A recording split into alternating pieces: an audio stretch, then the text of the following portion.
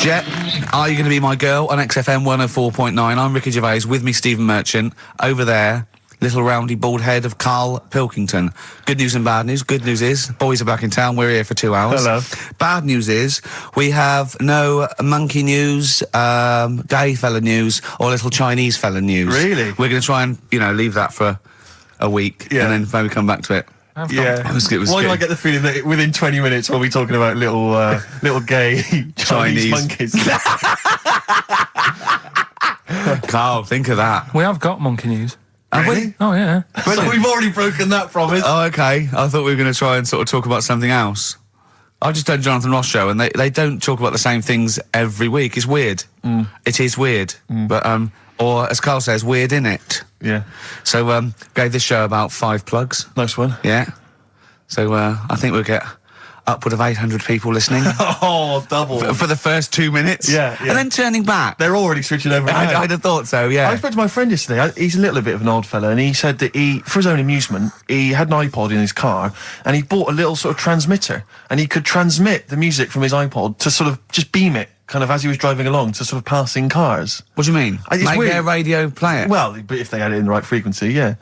I mean, pointless, completely pointless, but not dissimilar to this show, I imagine, in terms of the number of listeners. Yeah, but I was going to say, what's the chances of people having this frequency Absolutely on? pointless. So it's probably about the same, yeah. Do you know what it reminds me of? When I was young, I wanted to get into radio. I was excited in radio. When I was sort of in my, I don't know, I was 11 or 12, my friend and I, we got a little mixing deck, and we used to host our own radio show. Brilliant.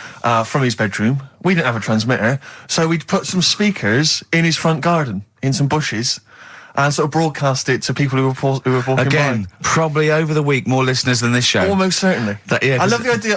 It never happened, but I always was hoping that maybe some girls would just come by and just like sit and listen. These guys are great. I don't know where these sounds are coming from. It seems to be that bush, but Or Noel Edmonds coming along going, who are these guys? yeah. Can you get on my breakfast show? Can they stand in for me when I go on holiday? Yeah. Yeah. I did, I did sort of pirate radio. No, go on. Got into hospital. Yeah. The normal radio, but you had an eye patch on. Go on. Dad was in hospital, right? And he was having some operation done, right? And went to see him and didn't have that much to say to him, right? So I was sat there. Well, it's awkward though, isn't it, when someone's ill? Yeah. Sure. And you don't know Boring, what to say. isn't it? Boring. So I was flicking around on that little radio thing they have. Yeah. And I heard, they had a radio station in the hospital. So I said, I'm going to go and join this. So I wandered off to go and find it. Yeah. Sort of joined that. Did a little show on there. Thought I can sort of get out to the masses here. My mate made a little transmitter. Did a little pirate radio show from the... got kicked out because they found out, and apparently I put the station at risk because all the stuff could have been taken off us. But from Little Acorn, 16 years later, he's on a show with less listeners. Yes. Brilliant. Can you imagine if you've gone into hospital, you're already pretty depressed, there's the fear of these super bugs in the hospital. Yeah. Maybe you've got some quite serious illness, you don't know if you're going to make it. His voice is what you hear to cheer you up. All right, weird, isn't it? I saw a programme about a parasite the other night. Yeah. Apparently, they get in through your eye and eat their way up through your genitals. Yeah. Anyway, You here's think you've got it Radiohead. bad? Yeah, exactly. Play a record, Karl. Stone Roses, yeah? Oh, Fool's Gold. Classic. Stone Roses, Fool's Gold. XFM, 104.9. Brilliant. Can't help but notice you've brought some sandwiches in, Rick. What's in them there? Cheese and onion. Cheese and onion? Yeah. Because I've never, ever seen you make sandwiches before. I've seen you take a piece of bread out of a loaf and sort of fold it in half. Crumbs everywhere. Well, Jane made that for me because I was in a bit of a hurry. I didn't think for a minute that you Why? made Because it them looks yourself. neat. Well, they're wrapped in the tin foil. A knife has been used. As opposed to chewing round the baguette. Exactly. Yeah, breaking it in half. Yeah. Albert Steptoe. Yeah. Yeah, brilliant. Yeah. Nice. It's great, but the onions are strong. Are they? Making my eyes water. Yeah. If I can't breathe on you, it'll cure any sort of skin disease you might have. Skin disease. We watched that, Karl, that Karl was raving about that thing about parasites, about worms coming out your brain and that. And I watched What is this? Is it a TV show? Yeah, called Body Snatchers. Right. And it was pretty fascinating. And, amazingly shot as well. I mean, it's got to win an award for photography. Yeah. And there was one bit that this little girl had been bitten by a mosquito and it laid her eggs, and it went to the doctor. She had a lump on her neck, like a boil. And they pulled it out, and it was like a bullet, this maggot. And they put it down, and it was wriggling in her blood, right? But the hole left was sort of aesthetically pleasing. You know, like that feeling you get, like, I once had an ingrown hair, and I quite liked it when I pulled it out. And it's a perfect little hole. And I thought, I wouldn't mind having those as long as they sort of like healed over. What are you talking about? I don't know, it's weird, isn't it? But why would you want a hole in your body? No, it's got pulling something out, sort of like pulling something out of your body. It's I sort don't of know what you're cleansing, talking isn't it? No, but it's sort of like, I don't know what This is it. You watch one programme recommended to you by Karl, you've turned into Karl. You want a hole in your body? No, it was like, you know, like squeezing a really good sort of like spot. I mean, I haven't squeezed spots for ages, and I'd never had spots, but maybe that's it. I didn't have spots. Right. And I always thought that'd be nice, squeezing a spot. I don't know what you're talking about. Why would these things be I don't know what I'm pleasurable? talking- Why would an ingrowing hair? That's Yeah, it was great good. fun. That was good, because I got it. It was like a little lump, and I pulled it, and then it pulled out, and it was like left a little... I know what you mean. Because yeah. I get thick hairs Yeah. and Yeah. like really... Oh, and when they come out, it's like a bit of wax. Yeah. Like putting out a little candle. And I love that. What? Yeah. Because I've got not much hair on my head, No. right? It sort of grows thicker on my face. No, not true. Sure, but go on. Yeah. No, it does. Not true, baby. Go on. No evidence for that. Just made it up. So it grows sort of thicker on my neck and that, and now and again I'll see like something that's like a twig, right? It's really thick. Yeah, you feel it, and then you think, oh, I'm going to have that, and then you work at it, and then when you get hold of it, it's brilliant. It's like pulling out, it's fantastic. It's waxy and build up, and it pulls it out, and it stretches your skin, and it leaves a hole. I've just realised why we talk about Chinese people, monkeys and gays every week. Why? Because this is the sort of replacement. This is what we've got if we're not talking about them. But it was great as well. And there's this parasite, right, that lives in a fish, right? And what it does, it changes the fish's behaviour. Because to breed, it has to get its body temperature up, so it has to get into a bird. Right? What needs to get into the bird? The fish? Parasite to The complete parasite its needs to life get into a cycle, bird, yeah. right. So it changes the behaviour of the stickleback, and it makes the stickleback sort of suicidal. So the stickleback doesn't flee when it sees a heron; it gets caught. Right. Because this stickleback has changed its behaviour. Karl didn't quite understand this. I did still you? don't really get it. I watched it and you see like the fat fish and that, and you go, oh, it's not well. But I don't understand. Well, all it does is it has to get into a bird because it has to breed. To lay its eggs, it has to have a raise of body temperature. So the fish is cold-blooded, so it has to get into a bird which is warm-blooded.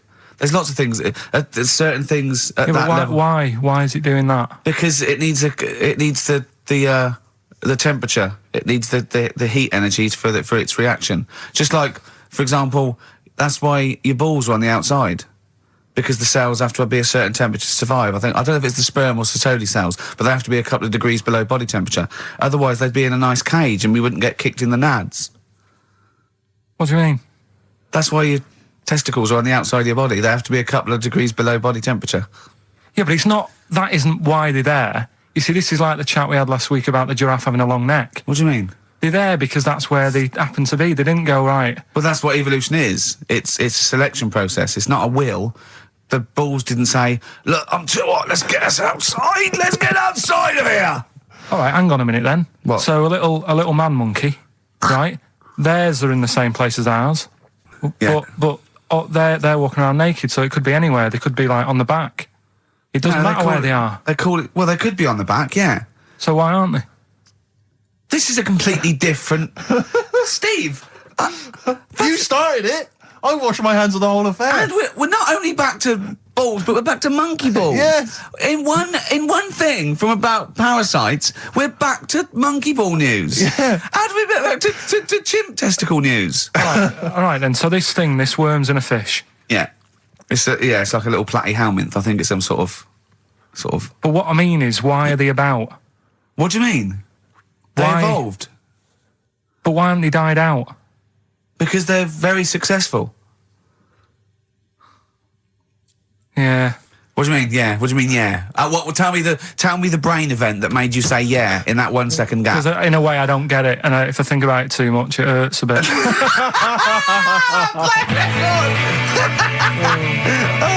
They've just been around for years, Karl. Yeah. Like Cliff Richard or something like that. Forget About Tomorrow by Feeder. on XFM 104.9. Karl is in some pain now, isn't he? What angers me is the fact that the listeners, at least they get a record. They get 3 minutes where they can just relax. They don't have to listen to this drivel. I've got to sit here for another 3 minutes while you try and explain to this idiot why we have a parasites and why we have fish and why, you know. It's just interminable. Oh, Karl's question is, what's the point of a parasite? I was saying, well, they evolved alongside everything else and it's part of the ecosystem. He's going, but why is a parasite in a fish, in a heron, back in a fish?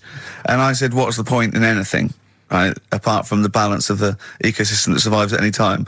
And then Steve went, Karl, you should have done this when you were in sixth form. Yeah. Questioning the point of life. Yeah, and you should have existence. had these existential questions, you know, when you were younger. Did you ever used to lay awake at night thinking, where did the universe end? No. I did that when I was about 6 or 7 for about a year. When someone said it was... He was lying awake at night thinking, where does Manchester end? I assume it goes on forever. They've made a map, haven't they, for the for the universe? Yeah. Right. Well, yeah, as far as they can, yeah. Big, is it? It's massive. Yeah. But if you're that lost, you know what I mean? Forget the The map. map's not going to help you. Sure. If you're that lost, forget it. Look, we're never going to make it. We're not going to live 400 light years. We're not going to... Of course, you could take a shortcut through a wormhole, couldn't you? What's that? Oh, no! Let's not talk about the universe, please. Let's talk about something that you can comprehend, Karl. Well, listen. Were you on Richard and Judy yesterday? All right. Yeah. Tell us about that. It was good. It was good fun. Yeah. It's a bit surreal. Is it? Yeah. It's nice. That's nice though. There's something charming about them. Do you know what I mean? They go off on tangents. They sort of digress. They suddenly think of something. She suddenly go, oh, my jumper's itching or something. You know. Yeah. And it's quite charming. It's not annoying at all.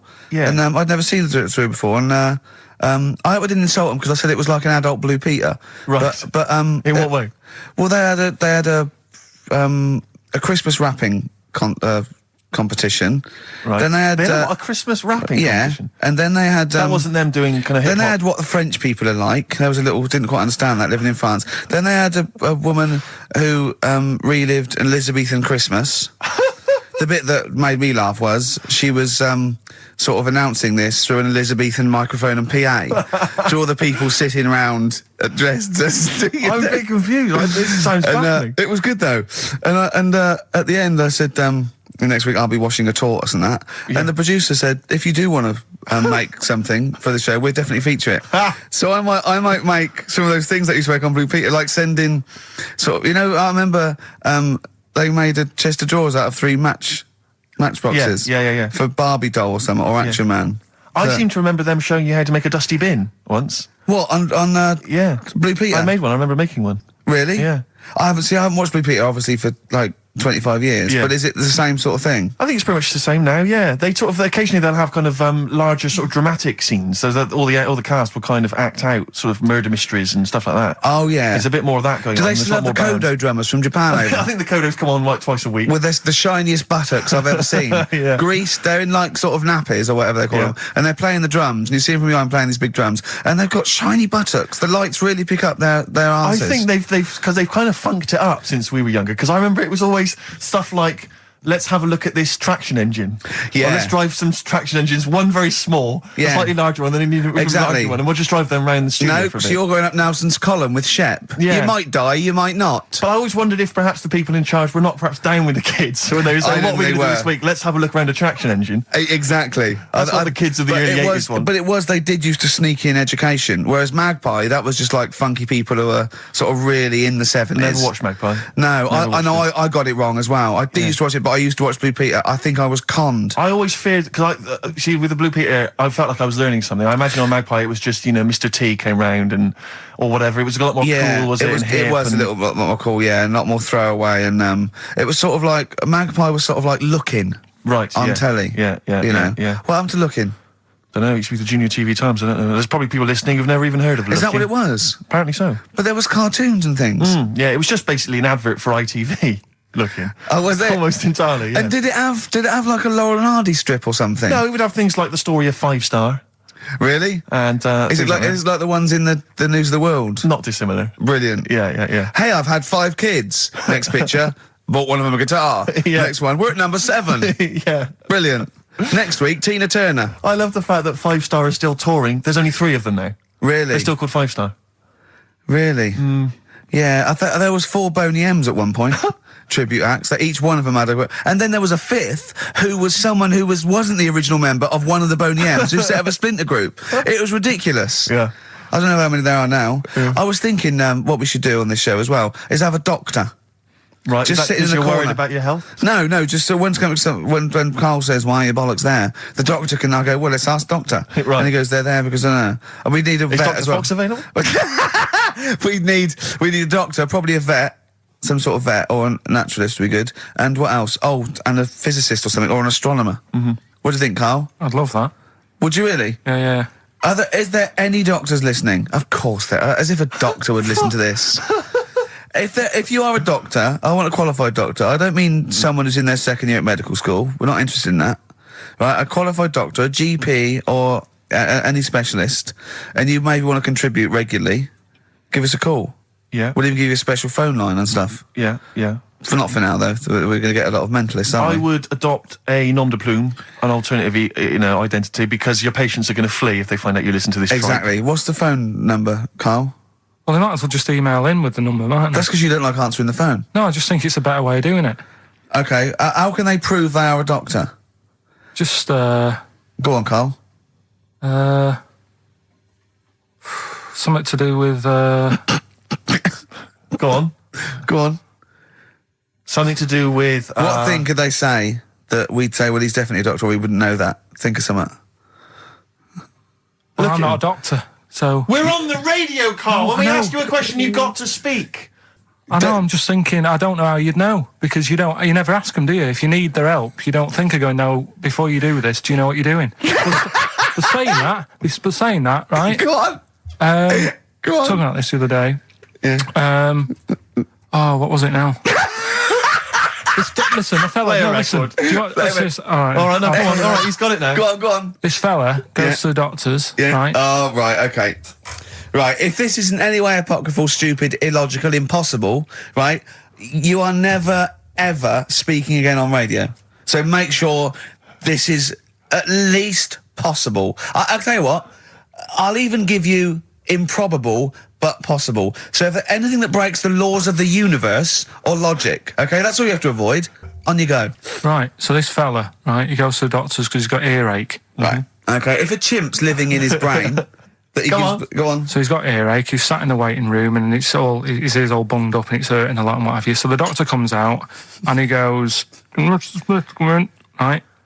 And because his ear's all bunged up, he doesn't hear it that well, right? So he thinks it must have been me, right? So he wanders in. Keep going. Anyway, I'm going to hate this. I can just feel it in my bones. Steve, I'm going to let you take over. Okay, Let's hear it. Come so on. the doctor says, sit yourself down there, right? So he sits himself down. He goes, right, take your pants off, right? So he's thinking that's a bit odd. Anyway, he heard that though. He apparently he took his tackle off. The doctor did some operation. What, there in the waiting room? No, in his office. In his office, yeah. What? Wait. So he removed what? His genitals? Yeah. In his office. Why, Karl? Why, Karl? Because he hadn't called him in. Oh, he'd called in a bloke who wanted his testicles taken off, and he didn't hear it. What? So the doctor went out and said, Mr. Jones, who's here to whip off your cock and balls, just here and now, right? Bloke comes in, didn't it? It must have been me. So the bloke who wanted his balls taken off didn't say, I think he said me. So he didn't interrupt then. So the bloke goes in, he starts taking his testicles off, and he doesn't say, I'm here for me ears. What are you doing with that?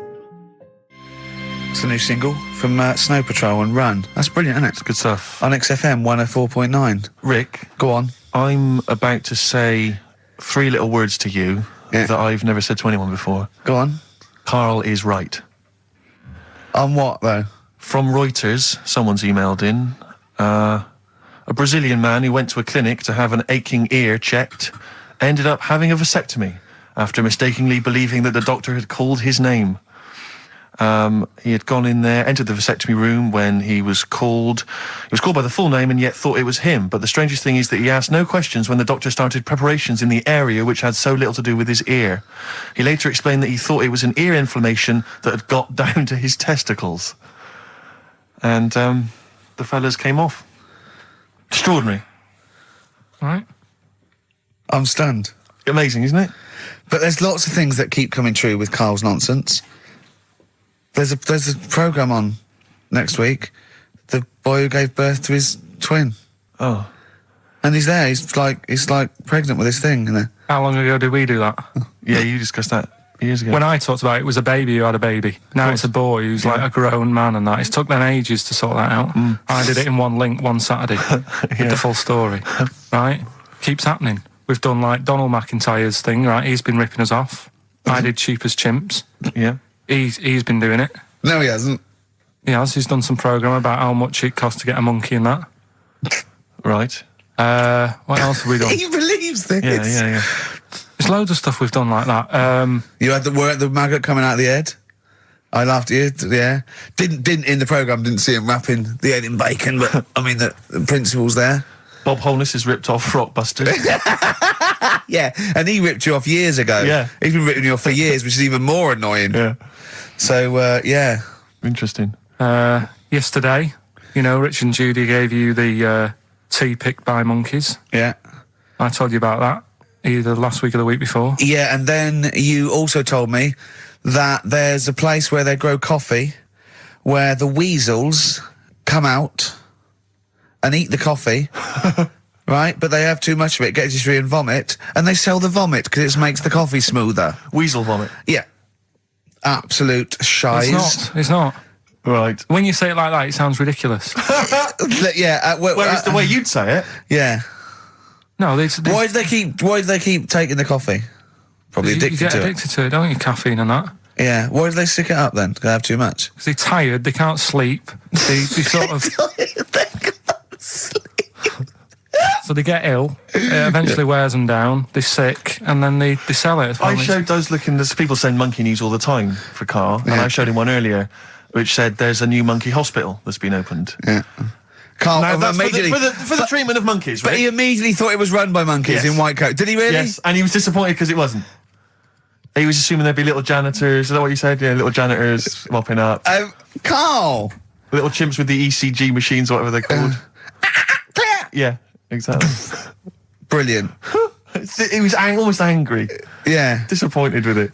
And what's this about Donna Eyre giving her baby to a gorilla for a week? It happened. No, it didn't happen. She had a baby. They went on the honeymoon. They left it to a little gorilla to look after. Don't talk!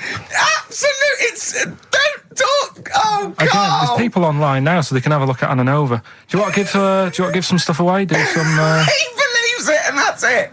But the more these things sort of like pop up, come true, the more worrying it is. The more worrying it is for everyone. Imagine if Donna Eyre had left her baby to a gorilla. It's libelous. You saying that? It's libelous. It's not. Well, someone will send it in a bit, and then you'll feel daft again. So I'm not even worrying about it.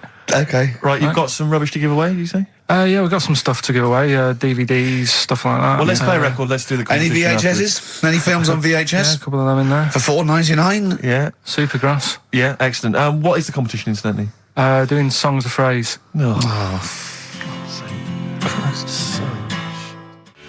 Supergrass, late in the day on XFM 104.9. There's too much to get through here, Rick. Go on. There's too many things. We've got to systematically. Am I going to eat my words? Well, before that, you know, we get emails all the time. They're coming through all the way through the show, and I open them, and a lot of them, because everyone's contributing, it's brilliant, but we can't really absorb everything. There's too much coming through.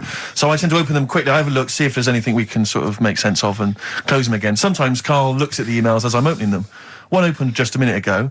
You saw his face? His face, yeah, what was it? His face was just stunned. He was just absolutely dumbfounded. It was like he'd just seen something extraordinary, right? And you closed it quickly. I did close it quickly. I'll tell you why, right? Always got to bear in mind how Karl's mind works. All he saw was the name of the band that this email was promoting. So all he saw, all Karl saw, and you can imagine how excited he was all he saw was Half Man, Half Biscuit. That's all he saw. I've never seen anyone so excited. Oh, God. It was actually just plugging the popular joke novelty band. How you heard of them, then? No. Imagine how excited he was. That is fantastic. Man, half biscuit. Brilliant. Mr. Garibaldi. Oh, half man, half biscuit. That is genius. Oh, amazing. I just saw it, and when you closed it again... Yeah, but the thing is, if he hadn't have told you that, and he'd have erased it, next week you were saying about what they've done in scientists, they've cloned a man with a biscuit. He's got currants for eyes. Never go swimming. What? Never go swimming. Anyway, just to... I don't know what the world's coming to, but someone sent us a link to one of the web news pages. Go on. The headline... Donna Eyre to hand her baby over to a gorilla.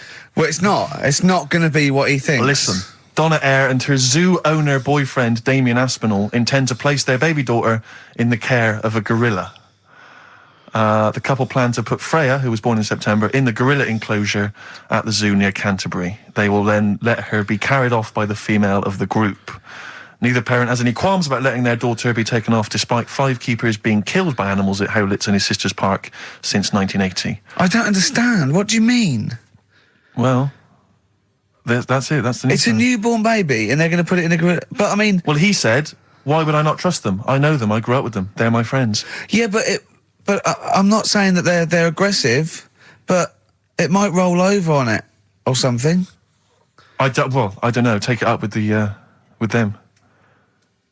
I mean, Donna Eyre's not the brightest spark in the box. No, but I it don't would seem think her husband is. I don't think that would she'd endanger. I mean, they must know something we don't. I still can't believe they're just going to leave the gorilla with it. Mm. Why would you though? But why would you? Even if it says, well, it's cheaper than a babysitter. Well, I don't know. Well, how cheap is a gorilla babysitter? Karl knows, because there's probably some sort of organisation. Right, are we... competition then, come on then, what is it? Oh, Songs of Phrase. Remind us of this? We've got the film one coming up later as well. Oh. But Songs of Phrase is the one where I take a popular phrase from the show. Well, no, it's not a popular phrase from the show. It's sometimes something you said once. Right. There's this airy Chinese kid. Yeah. And I get all different bits of songs, so, I make up that sentence, and you have to email in with the artists that you hear. Well, what's the popular phrase then? What's this popular phrase that's sweeping the nation? It's what we talked about last week. Go on. My girlfriend had a problem with a marrow. Right. Yeah. All right. Okay. She wasn't your girlfriend? Oh, yeah, but I couldn't find sort of No, okay. blind date or whatever. Mm-hmm. So seven artists it's taken to make up this Me Songs of Phrase. girlfriend had a problem with her marrow. That's at least 8, so... Well, maybe I not. think I've managed it in 7. Anyway, here we go. What the artists? We'll look at the names of the artists. Yeah, Get a pen and paper, make a note. What artists are you hearing here? My friend with her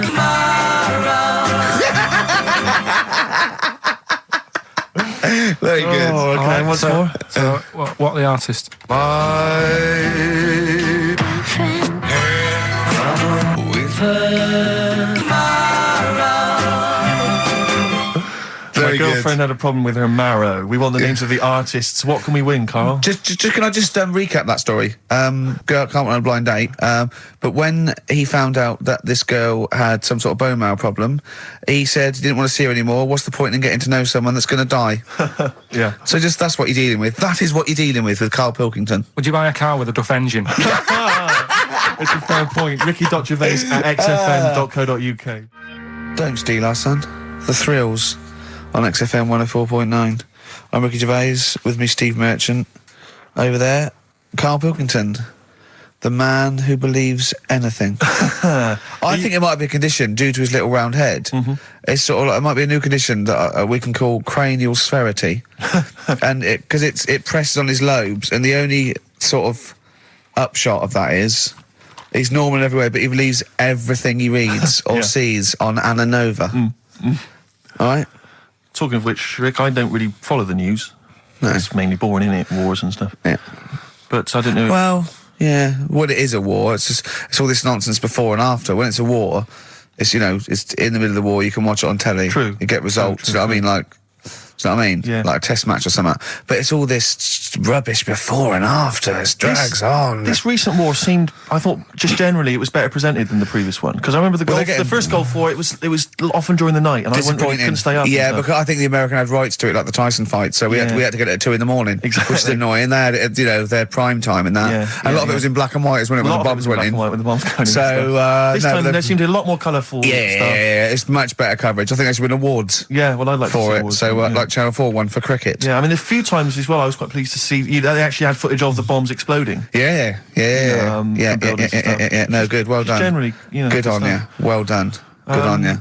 Yeah, I don't know if Costs a lot though, doesn't it? It isn't a costly War's thing. a lot more. When you got something like, a Jimmy Carr game show, which probably costs about $100,000. Yeah. Like half an hour war costs millions. It's almost man. as expensive as like Terminator 3 or something. Yeah. But I mean, But then, you got to have variety. Exactly. Sorry, Steve, you were talking, mate. Well, no, I just wanted to make sure you're aware that the World Elephant Polo Championships have taken place. I did get it. I think they mentioned it on. Yeah, we won, didn't we? England won. Yeah. Well, my question is, where have they been practicing? I don't know. Do you remember ever at school anyone ever saying to you, "Are you interested in playing polo with elephants?" Do you reckon it was 5 blokes in pith helmets kept sneaking into a whipsnade? Possibly. What are you doing, lads? We're practicing. Get down. Yeah. Get off them elephants. Yeah. I didn't even know we had a team. I can't believe it. No, But it's like Johnny Wilkinson and the rugby lads. They're going to get MBEs, all sorts. The elephant polo boys, nothing. They got nothing. I haven't seen the sun talking like to them. be fair, it's not like horse polo where I don't think there's a stick long enough. I think the elephants kick it, don't they? I think you might be right. I think they're not allowed to use their tusks. They burst it, weren't they? I think They go, Start again. Raheem! Yeah. What do you mean the elephants kick it? All right, I've opened a can of worms here. Normal polo on a horse, they have like... stick and mallets. that. Yeah, they whack them, right? But I think it's obviously they're too high up. I think I might be wrong, but I'm pretty sure they just train the elephant to kick it. So it's like- why are people something about? Why not just let them have a kick about without... Imagine that! And why does horse racing have to have a jockey? Well, they just let the horses go, okay, lads, no cheating, on your marks, get set, go. Get back here. Get back here. Brilliant. Why do you think? I tell you what, I'm going to be like a teacher now. Why do you think? You sort of get mixed up which end they sort of go in. Which end they've got to get the ball in. Sort of. Yeah, yeah. How do you sort of steer an elephant, as it were? How do you ride an elephant? It seems quite a complicated procedure. I don't imagine they're quite as versatile as a horse. No, you can't sort of like pull it and its head goes, No. can you? I mean, I don't really know how you... I mean, you'd have to have a huge playing surface, wouldn't you? I mean, these are big creatures. Yeah. They use Kent. Well, exactly. Yeah, they drop 2 big, huge jumpers. yeah. Either side. One in south of Kent, one in North Kent. Exactly. And it takes days. And is there like 11 on each team? Yeah, and one on the subs bench. Exactly. And it keeps breaking. The bench is broken. Yeah. Terrible. He's living because he's never getting chosen. He's never getting chosen. Yeah. Well, he doesn't turn up to training. Of course, and he's never going to forget. He's down the lake. Exactly. Down at the lake when they should be training, eating too many buns. Exactly. Like Gascoigne. Right, Karl, come on then. Oh, hang on, I just must tell you as well about Lord Admiral Nelson's erotic letters. Go on. They've been sold at last for £117,000. Sunday Mail? I don't know who bought them. Who opened them that shouldn't have? They got weren't sent to even someone addressed else. to you. They were meant for Lady Hamilton. What are you doing opening them? Go on, what's he say? What's he got up to? It's interesting because they've printed a couple of the things he's wrote. Dear Lady Hamilton, a bit of a problem. Just the one hand. You might have to help me out on a couple of manoeuvres. Yeah, and the one eye. So I'm not appreciating the 3D. Yeah, exactly. I don't care where you put it. Yeah, exactly. Yeah, go on. You'll have to help me guide it in. You might as 'cause I well can't stand tell. across the other side of the room for all the good it do me. Exactly. Go on then. Of course, he ended up kissing Hardy, didn't he? Did he kiss Hardy, or did he ask him and he never did? Well, I don't know. I don't know about this because I heard that he didn't, and it said kiss me, which means fact. And then I heard that he did say kiss me, Hardy. Hardy, like because it was Coach's friends. I don't know. Is it kismet or is it kiss me? Kiss me Hardy. I think his final actual dying breath was no tongues. Yeah. I'm not sure. And someone went, kiss you what? Exactly. Yeah. Maybe that was his nickname. My name's Smith. Yeah. You want me to kiss? Exactly. Kiss me hardy. I wouldn't have thought so. I'll kiss your lips and you'd be happy with it. But I'll touch you hardy, but I'm not kissing it. Go on. Couple of quotes from there. This is him writing to Lady Hamilton, who he was having an affair with. I can neither eat or sleep for thinking of you, my dearest love. I never touch even pudding. Well, I think we've all written a letter like that to a lady. That's a euphemism. Surely. That's like, I think that's, I haven't eaten, and by the way, I haven't even knocked one out. Yeah, exactly. You are going to get a sackful. All right, Karl? You're the producer. Is this all right? It's all euphemisms. I've not said anything wrong. Go on. Oh, come on. It happened in the 19th century. We Yeah. can talk about it, you know. Yeah. This is more topical than monkey news. Anyway, listen, sorry, we better get back to the competition. I'm worried that we've lost sight of that competition, because I'm not going to lie to you, we've had no entries whatsoever so far. I can't believe that, because I actually got up most of those. That's actually a more accessible one. I think I know all the artists, and I'm stuck on Girlfriend, but I think I might know who that is. Let's hear it again. I'm surprised.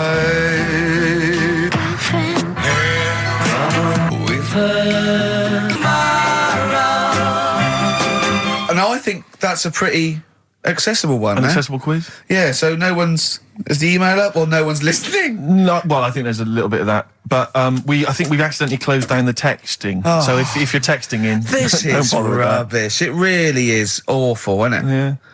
Just play it again. Hang on a minute.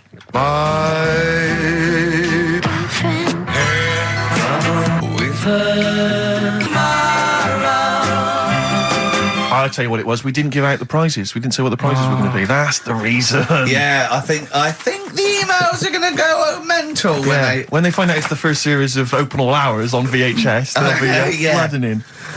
Let's see what and we've the got Bridget here. Nielsen video. Exactly. Right. Oh, dear. Oh, No, actually, it's not too bad. Go on. The best air guitar albums in the yeah, in the that's world. still going. That's Volumes that's 1 and 2. evergreen. That'll keep running and running. Some kind of anniversary box set of a Doctor Who episode with a small New model one car. wants that, baby. I'm Alan Partridge Series 2, that's Yeah. worth having, obviously, and Yeah. Porridge Series 3. Okay, If good. you've not watched all of them on UK Gold, then get them on DVD. There's something wrong with you. All right. So, yeah, let's hear it again. All right.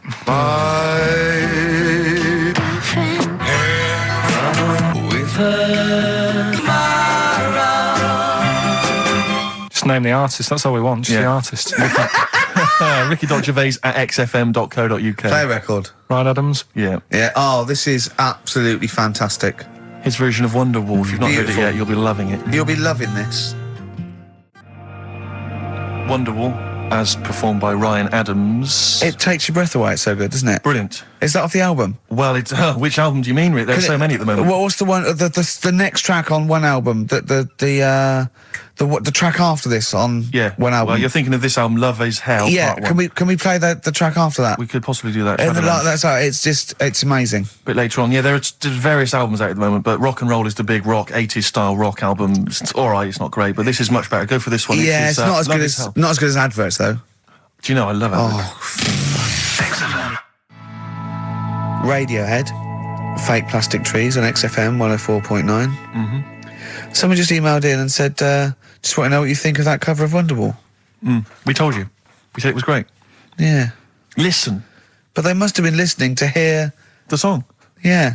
Extraordinary. Although maybe they just turn off...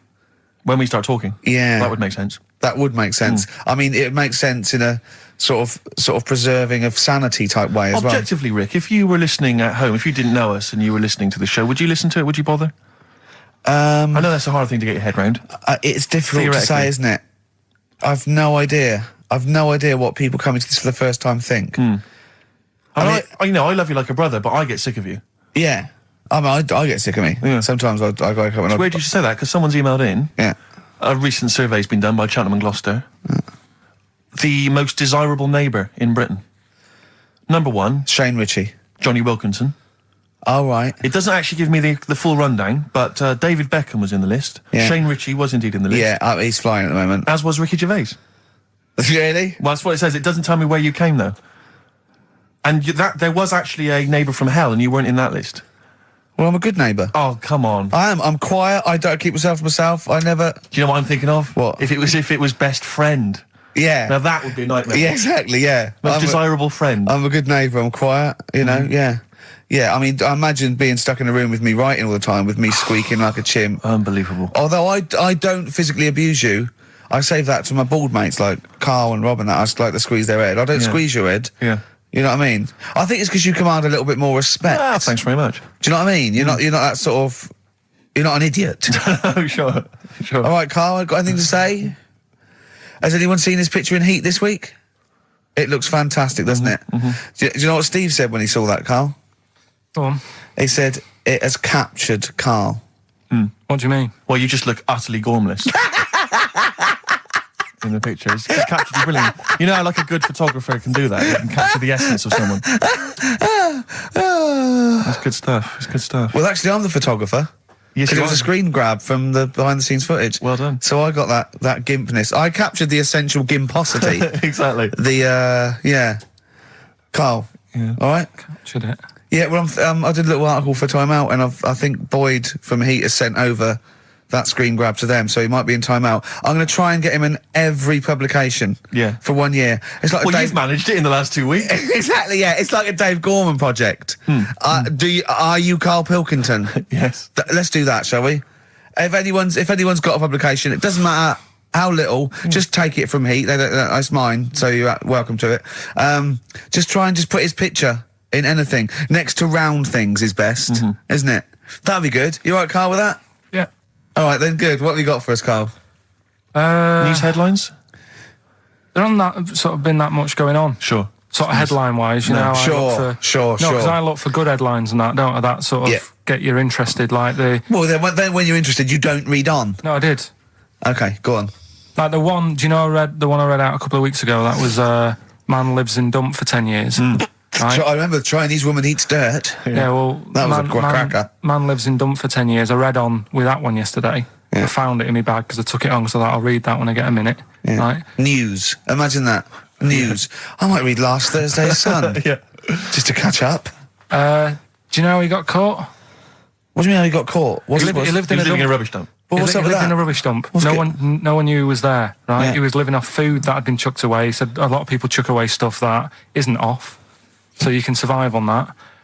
He had a nice little place to sleep and that, on an old mattress, that was all right and stuff.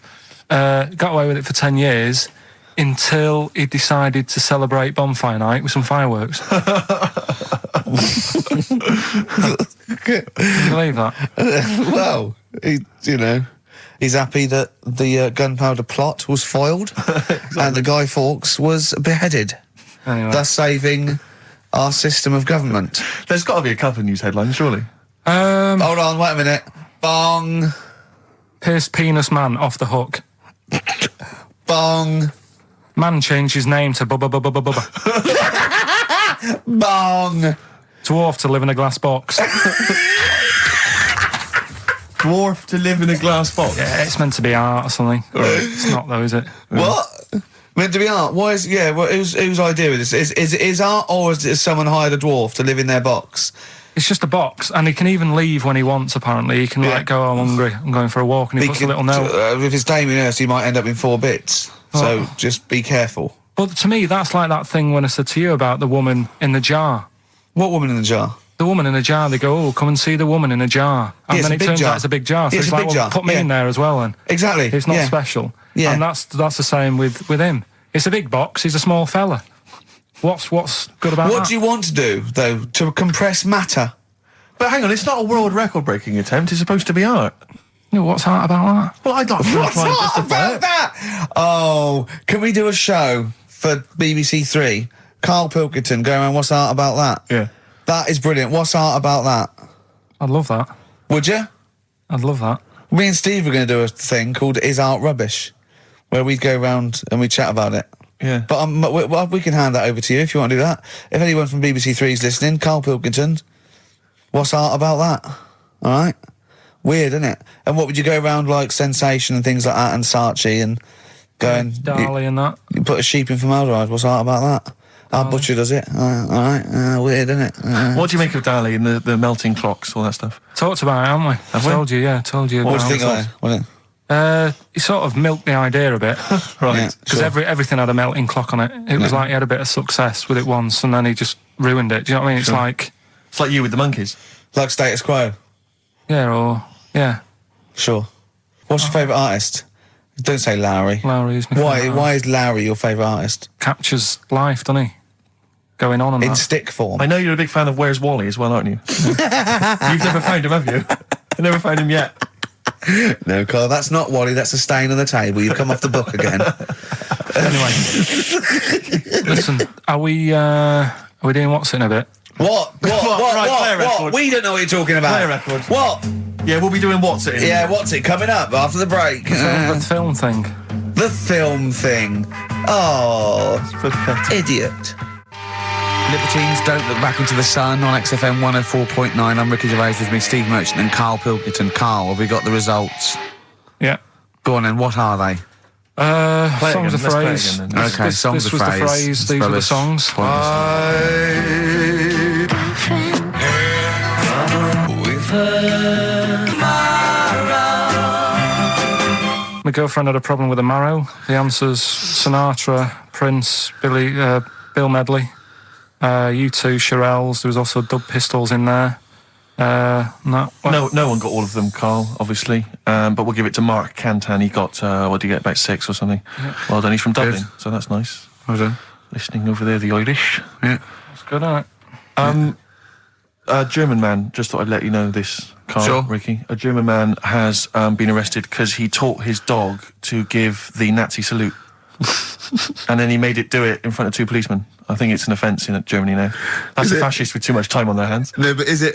It's illegal for a dog to do it as well. I think so. I bet he thought he'd found a loophole. Yeah. I mean, he's been dying to do it, but he thought, well, I'm not allowed to do it. It's illegal for a human to do it. yeah. Thought he got round it. No. For a while, it just kept doing the Basil Fawlty funny walk. And he's going, no, No, you're don't undermining do that. it. Don't do the legs as well. But the reason I mentioned it is because he's German. And what were you telling me earlier about? Karl was whittering on about the Germans earlier. He was saying something about the accent. It's fine with blokes, but not with women. You won't want to go out with a German woman because of the accent. I just think it's a bit manly, isn't it? Sure. Is it? Yeah, it sounds a bit hard. I can't imagine having a nice sort of romantic chat with someone. Well, it's not a romantic language, no. It's quite harsh, yeah, but that's our... No, but what I mean is, right, I can't speak any other languages apart from this one. Well... Right. You're yeah, go struggling on. with this one. Yeah. And what I mean is, Whereas you really do speak the language of love, all right? if There's I- some condoms, where's me tea? Yeah. what I'm saying is, if a French woman was talking to me, I'd say, I don't know what you're talking about, love, but it sounds good. Whereas a German woman, Yeah. I'd go, oof. And she might be saying really nice stuff. Yeah. That's what I mean. Yeah. But then we got talking because, do you know, like, me brother Sort of a was... prejudice, really, isn't it? In a sense. What do you mean? In a sense, it's racist. But anyway, on you go. Yeah, go on. It's not really, is it? No. But, yeah, my brother was in the army. We've talked about it, haven't we? And Yeah. how he got kicked out for going for a packet of fags in a tank and that. Yeah. Right?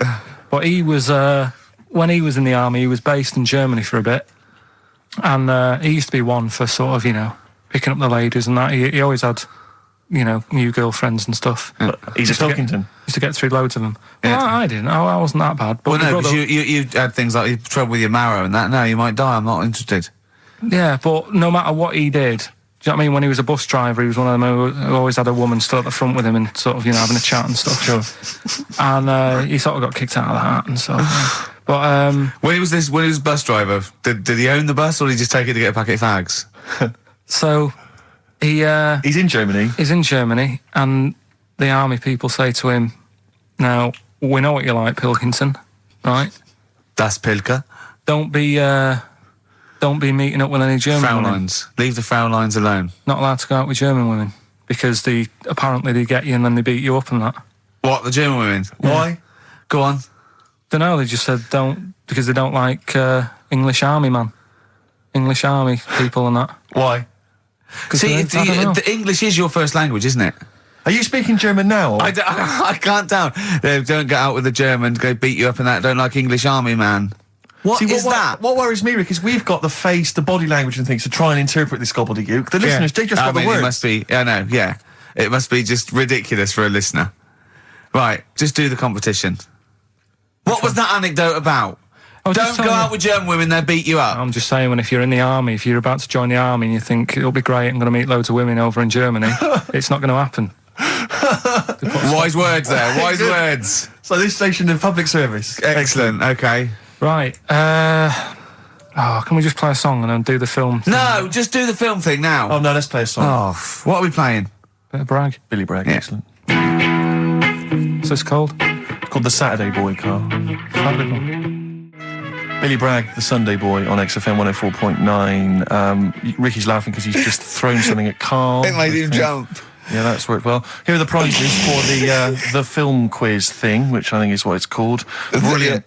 People will be loving this. It's Trance Anthems, Brilliant. 2003. We know we got a lot of trance fans listening. The best air guitar album, obviously. Yeah, of course, yeah. The best club anthems. Yeah. Series 1 of Happiness by Paul Whitehouse. The very best of Father Ted on DVD. We've got Teachers. We've got Knowing Me, Knowing You. Not too bad. Yeah, a few bundles there. Good stuff. Christmas gifts and things like that. So That Knowing Me, Knowing You, I've noticed on VHS, which is good. Yeah. That's quite quaint. Excellent. Brilliant. All right. Yeah, so explain the conceit of this? It's when, we sort of dig out a film that I've been in. And this is... I don't know if I'll tell you what film is, because that might be the question thinking about it. Because there isn't that much going on in the clip. I think we need to know what the film is. Do you? Yeah. All right, it's Rain Man. Okay. Why is he called Rain Man? Is that going to be the question? Yeah, I know the answer, Carl. Don't worry. Don't look at me like that. I do. Oh, well done. Yeah, you watched the film. Yeah, you should. Right, so it's you, Karl, in the film Rain Man. Yeah, it's the bit when Tom Cruise is in the doctors with the ill man. All right. There we go. You ready? Well, I'm not a psychiatrist, but I do know that his brain doesn't work like other people. Wait, I am sat here. Don't go talking about me like I'm some sort of div kid. Got a good brain. Works well. It stores all sorts of information and stuff, doesn't it, Tom? He remembers things, little things sometimes. Well, don't say like that, little things, as if it's stuff that isn't important. Are you good with numbers? The doctor's asking you a question. Yeah, no, I'm just thinking. Good with numbers. It depends. Not that good at maths, but I remember facts that have got numbers in them. Like I know that one person in 2 billion will live to be 116 or over. Right? Weird thing is a lot of them are Chinese, so, sort of makes you wonder if they're lying. I'm afraid I don't understand what you're talking about. What do you mean you don't understand? It's not... All right, here's an easier one for you then. Goldfish have better memories than people think. He's right. He's right? Yeah. See? There you go. Goldfish related. Oldest goldfish in the world was 41. No. Yeah. Funny thing is there, if it was a goldfish with a dodgy memory, could have been older. Could have been, pushing 45. That's amazing. That is amazing. He should work for NASA or something like that. Well, didn't go that far. They're the sort of things that I like reading about. I've got that big book there. It's full of Did you read all this? Yeah, don't... You read all these stories that are in this book. Don't bother touching Maybe it. you better put it back. Give it back. Get off. Okay, no, Ray, take it easy. I'm not gonna... I won't touch anything else, Ray. Come out. It's okay, Ray. It's okay. Come on. Can I ask you something else, Raymond? No. Well, you've annoyed me now. You've kept coming here saying I'm daft and that and messing with my book. Just go, will you? Excuse me. Were they messing with your big book of freaky facts? Yeah, that's out of order. Good. Right. So what's the question? Why is he called Rain Man? Yeah? Yeah? Everyone happy with that question? Yeah? Yeah. Okay, Ricky.Gervais at xfm.co.uk. Why is he called Rain Man? Right? Yep. XFM. Bad Day, REM, XFM 104.9. That's nearly it, isn't it? It's almost it. Got through another one. Got through another one seamlessly. The film Brilliant. quiz, obviously, we had just moments ago. It was Karl featured in Rain Man. The question was, why is he and the film called Rain Man? The answer, Ricky, was... Well, Tom Cruise's character, when he was little, couldn't say Raymond, and he used to call him Rain Man. Okay. Plenty of right answers, but we're going to give it to John Steele, who, interestingly, is from West Yorkshire. He's listening. That is interesting. It is. Yeah. So that's pretty much that. Is there time for Monkey News? I think we've got to have Monkey News. And then that second track from the Ryan Adams Let's album play the jingle, though, if we can. Oh, chimpanzee, that Monkey News, Right. Now, it was back in the 1980s. Right. So it is quite topical then. Okay. When did this happen then? 1980s? Yeah. It's about a Colombian F1 sort of, Formula One driver. Apparently these races were going on, right? And someone kept winning them. Right, okay, forget it. No, don't do it. It's because it's rubbish. Because it's rubbish. Right, so someone kept winning the races. So this human that kept winning the races. So this human being that kept winning the races, Karl, what was his name? His name it's Jimmy something. Yeah. How tall is he?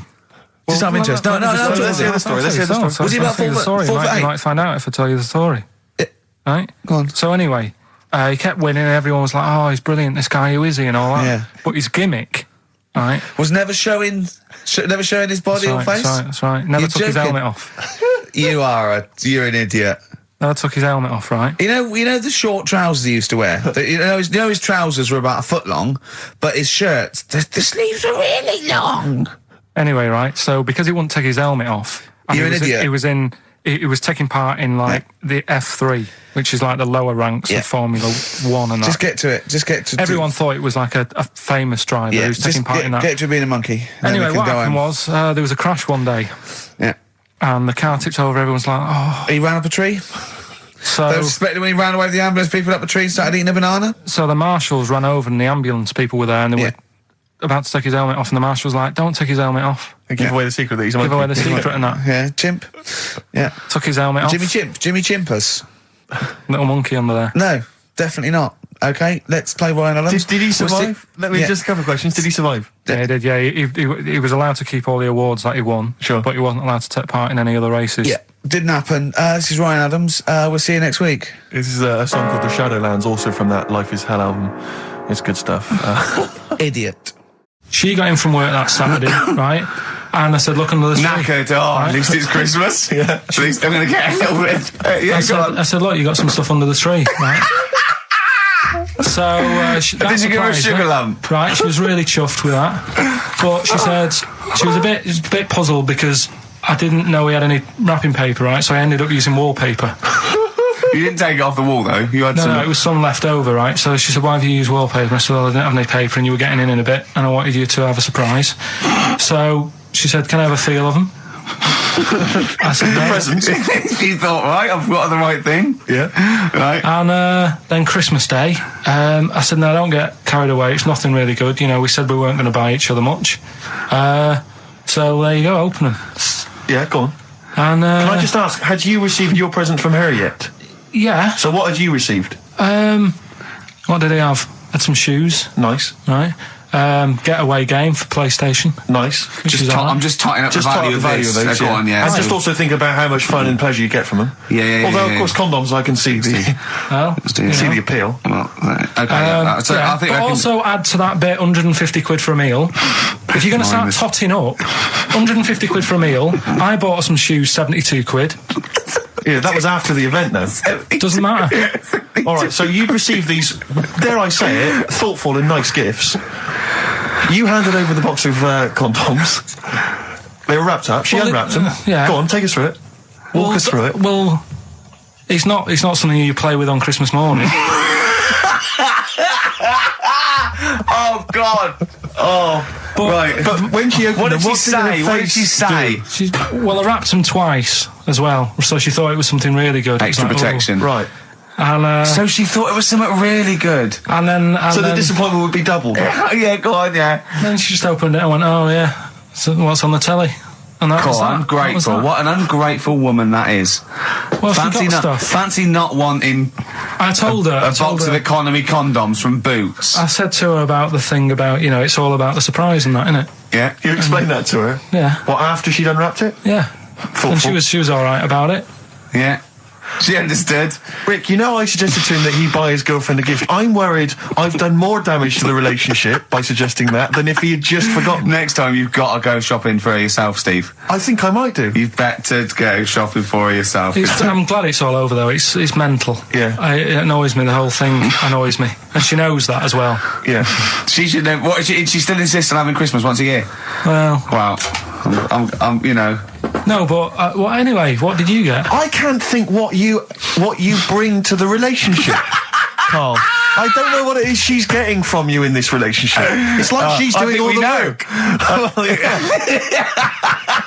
80 times. Oh God, God! I love it. You're brilliant. I know what she's getting. He's the. What? No, he's not thoughtful. No, but he's thoughtful. He's the best he can do with the brain he's got. Do you know what I mean? Right. He's doing his best. He's absolutely doing his best. There's no... He's working at the limits of his powers. Do you know what I mean, though? He's done as well as he can with what he was given. Sure. Yeah, and that's admirable. Yeah. It's like, I think he's done better than you'd expect. I bet his teachers didn't even think he'd get this far. Do you know what I mean? What, find a girl? No, well, yeah, a job, a girl. Yeah. Do you know what I mean? Clothe himself. He's done really well. What do you think, Karl? You think you've done well? I think I've done all right compared to some of my mates. What are they doing now? Probably not that much. Do you know what I mean? The Mrs. Matthews said I wouldn't be an high flyer. I think I'm doing all right. Yeah. Do you know what I mean? I have a holiday every year. Got somewhere to live and that. Yeah. Got a new flat, haven't you? Yeah, so... So where are they then, the condoms? Did she show them to her family and friends? No, Take them into work? Look what Carl I'm surprised she told Ricky, actually. I was a bit disappointed in that. Yeah. Because I didn't go shouting around. Well, she was so excited, Carl, clearly. She was just so pleased and proud. All right, play a record, we come back to it. No, that's it now. Streets, don't mug yourself, XFM 104.9, Ricky Gervais, Steve Merchant, Karl Pilkington, a regular Santa Claus. I'll leave it. Oh, dear. Right, listen, right, yeah, New Year and all that. He's great, isn't he? Rockbusters is on the way. We're getting some good stuff coming in. I have to say, I'm amazed. Every answer I've had so far has been correct. I listened to the clues. I've got no idea. And I know you, Carl. I've spent time with you. Have you seen the XFM listeners? Well, of course they're the same as Karl. Sure. Of course they've got the same mindset. Yeah. Oh. Right. So what did you do for New Year, instantly? Well, I cocked it up a bit. Right. You're joking. Go on, You're joking. You're joking, mate. Go on. I went and booked a table. You got the wrong day. No, right? Booked a table at a restaurant that was shut. Right? What? I booked a table at a restaurant, and the one that I called, it wasn't the one. The call had been diverted. So Suzanne said, call them up and see what they're serving, right? Because I forgot to do that when I booked the table, right? That's right, anyway. So, because the thing is, right, it's a restaurant in Covent Garden, but they've got one in Victoria. But when they answered and they said, no, Victoria, I thought that was the person who was answering the phone. Do you know how some people say the name? Right. So then when I called them up and said, what you thought he sounded a bit funny. Right? So... I'm confused, Carl, but probably not more. No more than you would have been on the... it was a branch of a... he doesn't want to give the restaurant away, so he phoned it up. There's one in Covent Garden. They answered the phone. So the restaurant's not called No. They said, no, Victoria. Why can't we name the restaurant? I don't know why. It's not libelous. Are we scared that, are you scared people are going to sort of see you in there because it's your regular haunt? No, it's just like, you got to pay for stuff, haven't you? Right. I mean, it's... Okay, anyway, so you've got... I mentioned it before New Year, but it's not... So did you go all the way to the restaurant to find out that it was closed? No. What happened is I called... Was that the name of the restaurant again? Right, the restaurant's called Christopher's. They've got one in Covent Garden, they've got one in Victoria. He phoned up, he went to book, it's a lovely restaurant, I've been there often, I recommend it to him. He phones up, said, can I have a table for he said, no problem, sir. Right? And then, Suzanne said, oh, you better call up, see if they've got any haddock on the menu. And he went, hello, and they went, hello, Christopher's. Victoria went, Victoria? They went, yeah. He went, oh, no. That's it, innit? So then I just said, no, forget it. I'm not going all the way over there. Right. So I cancelled it, right? So then I called up Suzanne and said, look, I've made an error. The place we were going to is shut. Was she surprised again, or? So we're not going. So she said, oh, try some other places. And I did. They were all booked up, right? I was fed up anyway. I hate New Year. It's always like this, isn't it? So I said, look. You know the common factor in all these stories? You hate Christmas, you hate birthdays, you hate New Year. It is you. Right. Yeah. So I said I'll sort something out. Yeah. So I went to Tesco. Leave it with me. Went to Tesco's, boots were shut. Got a lovely plate of condoms. Did you just stay in and play with her Christmas gift? Blowing them up. I've done some balloons. Well, it was. I think we did stay in. And I watched that thing that, 100 Greatest Moments, which was annoying me. Did you see, there was a nudist on it? You know how I feel about them. Yeah. Right? Did you see him? Man with two knobs. There was a man with two knobs on it, and a nudist who just like wanders about the house. But it said, and when he visits people, I was thinking, who lets him visit? I go, Exactly, yeah. But he must go there with trousers on and go, hello, lovely to see you. Go, just pop all these off. Well, not really, no. And I tell you what annoyed me the most, they had a white sofa. If you were a nudist, you'd get a darker one. Right? So anyway, right, so we ended up watching that. That annoyed me. And then I was tired by about 11, and I said, let's go to bed. And she said, you can't. And that annoys me, the fact that because it's New Year, you got to stay up. And it's like, well, why? Can't we just... They should bring it forward, so in case you want... To quarter to 10. Well, you stay up, and it's like my eyes were dead heavy, and I was like, I want to go to sleep. So just stay up, and then it's midnight, and you go Happy New Year, then you go to bed. Yeah. Well, not everyone, Carl. Some people have a little party. So it's over with anyway. Yeah. Sorry, are you 86 years old? It just gets on my nerves. Do you ever enjoy it? You never seem to have any fun, Carl. This is what disappoints. This is what worries me. I feel like you're going to die. You're here, young, you're here, Karl, with us two. We've got three, as I was just saying to Steve, three of the greatest comedy minds ever in one room, and Steve pointed out since the goodies. True. Do you know what I mean? Well, I mean, it should be party central. Yeah. So anyway, right, so this is when I spent time thinking of new ideas. Right. We've got Rockbusters, that's rolling. There's people coming in, they're getting them right. I don't understand it myself. As ever, Rick, you'll be amazed and confounded. So I don't know the answer, and I haven't looked at the answers. I just like that moment. It's like when you go down Christmas and you're excited about a present, and it's like some condoms. You know what I mean? Well, I love that. That moment. Yeah. I don't know how he's going to top that next year. I don't know how he's going to top that. All I can think of is some corn plasters. Right. It's all right, love. The batteries are included. Got you a pumice stone. Right, now, and then we went on to a whole thing about homeless. He wants to do a game show with celebrities being homeless for a week. What do you think? Actually, I've got to say, that's not bad at all. It's not bad, is it? No. Right, do you know how, like, Lenny Henry went to the jungle? Yeah. Right? And you've got who else did it? John Lumley made slippers out of a bra. Right? So I'm thinking, like, get a celebrity and say to him, no, just because, I'll tell you why, right? I'll tell you why all this came about. When I was walking back from that Christmas meal that I bought my girlfriend for 150 quid. Right? Lest we forget. Right? I was walking down Mortimer Street, and there was an homeless fella there, and it was like, it's really, really bad. But the weird thing is, it was about, I don't know, probably about 8 o'clock. Yeah. No, about 9. Right. And he was asleep. And I just thought, do homeless people ever think, I think I'll have an early one tonight?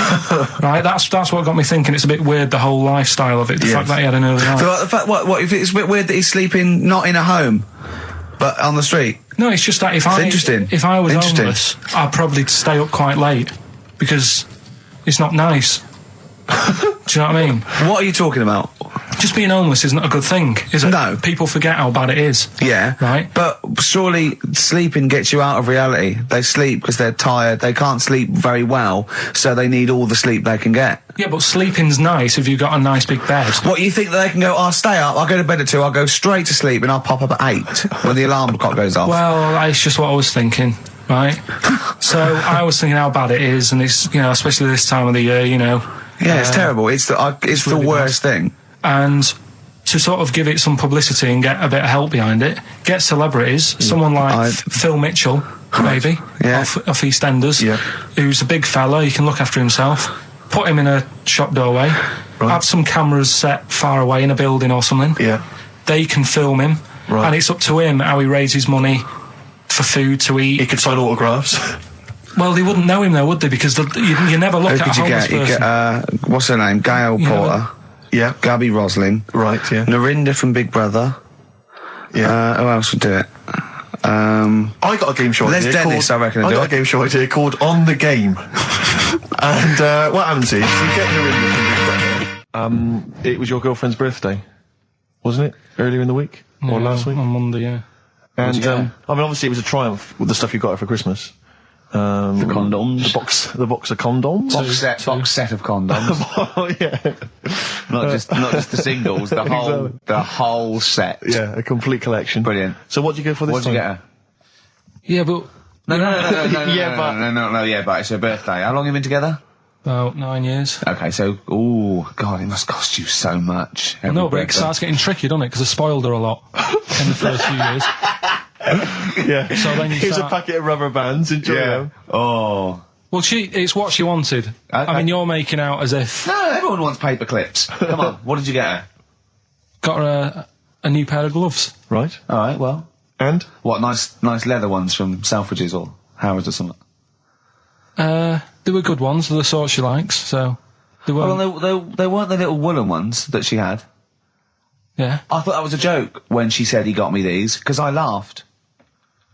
No, but I know that's... The one she did have, When they said it's his birthday, right, it was her birthday Monday, and me and Steve wanted to get her, and she went, he got me these, because she had those little woolen gloves on. I laughed, because I thought she was joking, Karl. That's what she wanted. Right. I've told you before about buying presents. Did those gloves have your name sewn in them? And a piece of string that ran over the back of your duffel coat? You know, I've never been into getting presents and that. I had the problem at that Christmas one, that time with the Victoria Plum.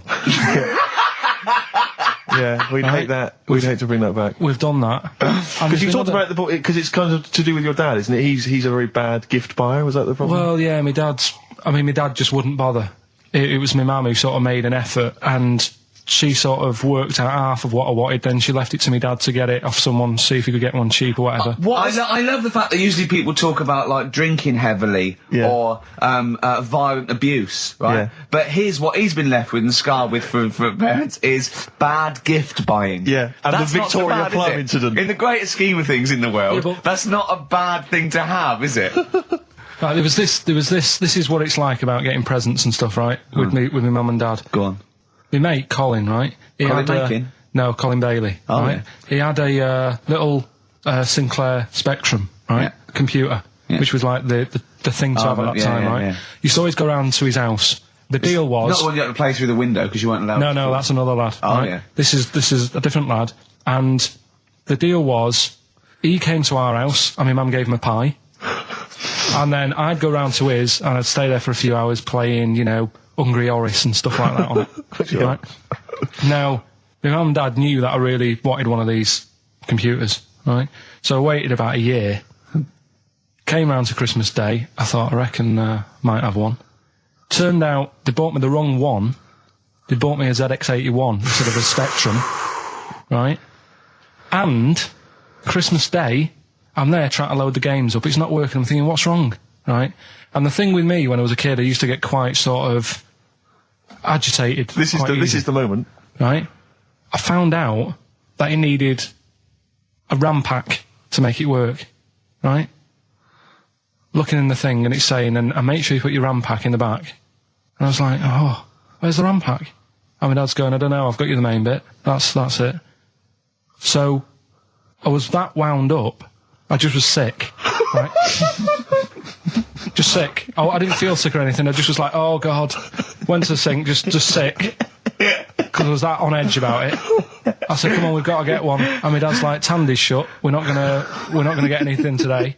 Ruined again, Christmas Day. That was after the year when my train set got blown up by our kid.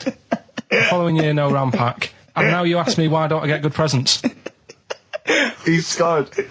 He just I'm gonna die. Honestly, I'm gonna die. He's just being sick. Yeah. There's no RAM pack. Did you get to the bottom of it? Why wasn't there a RAM pack? You have to buy them separate. Oh, okay. What do you mean I can't play Frogger?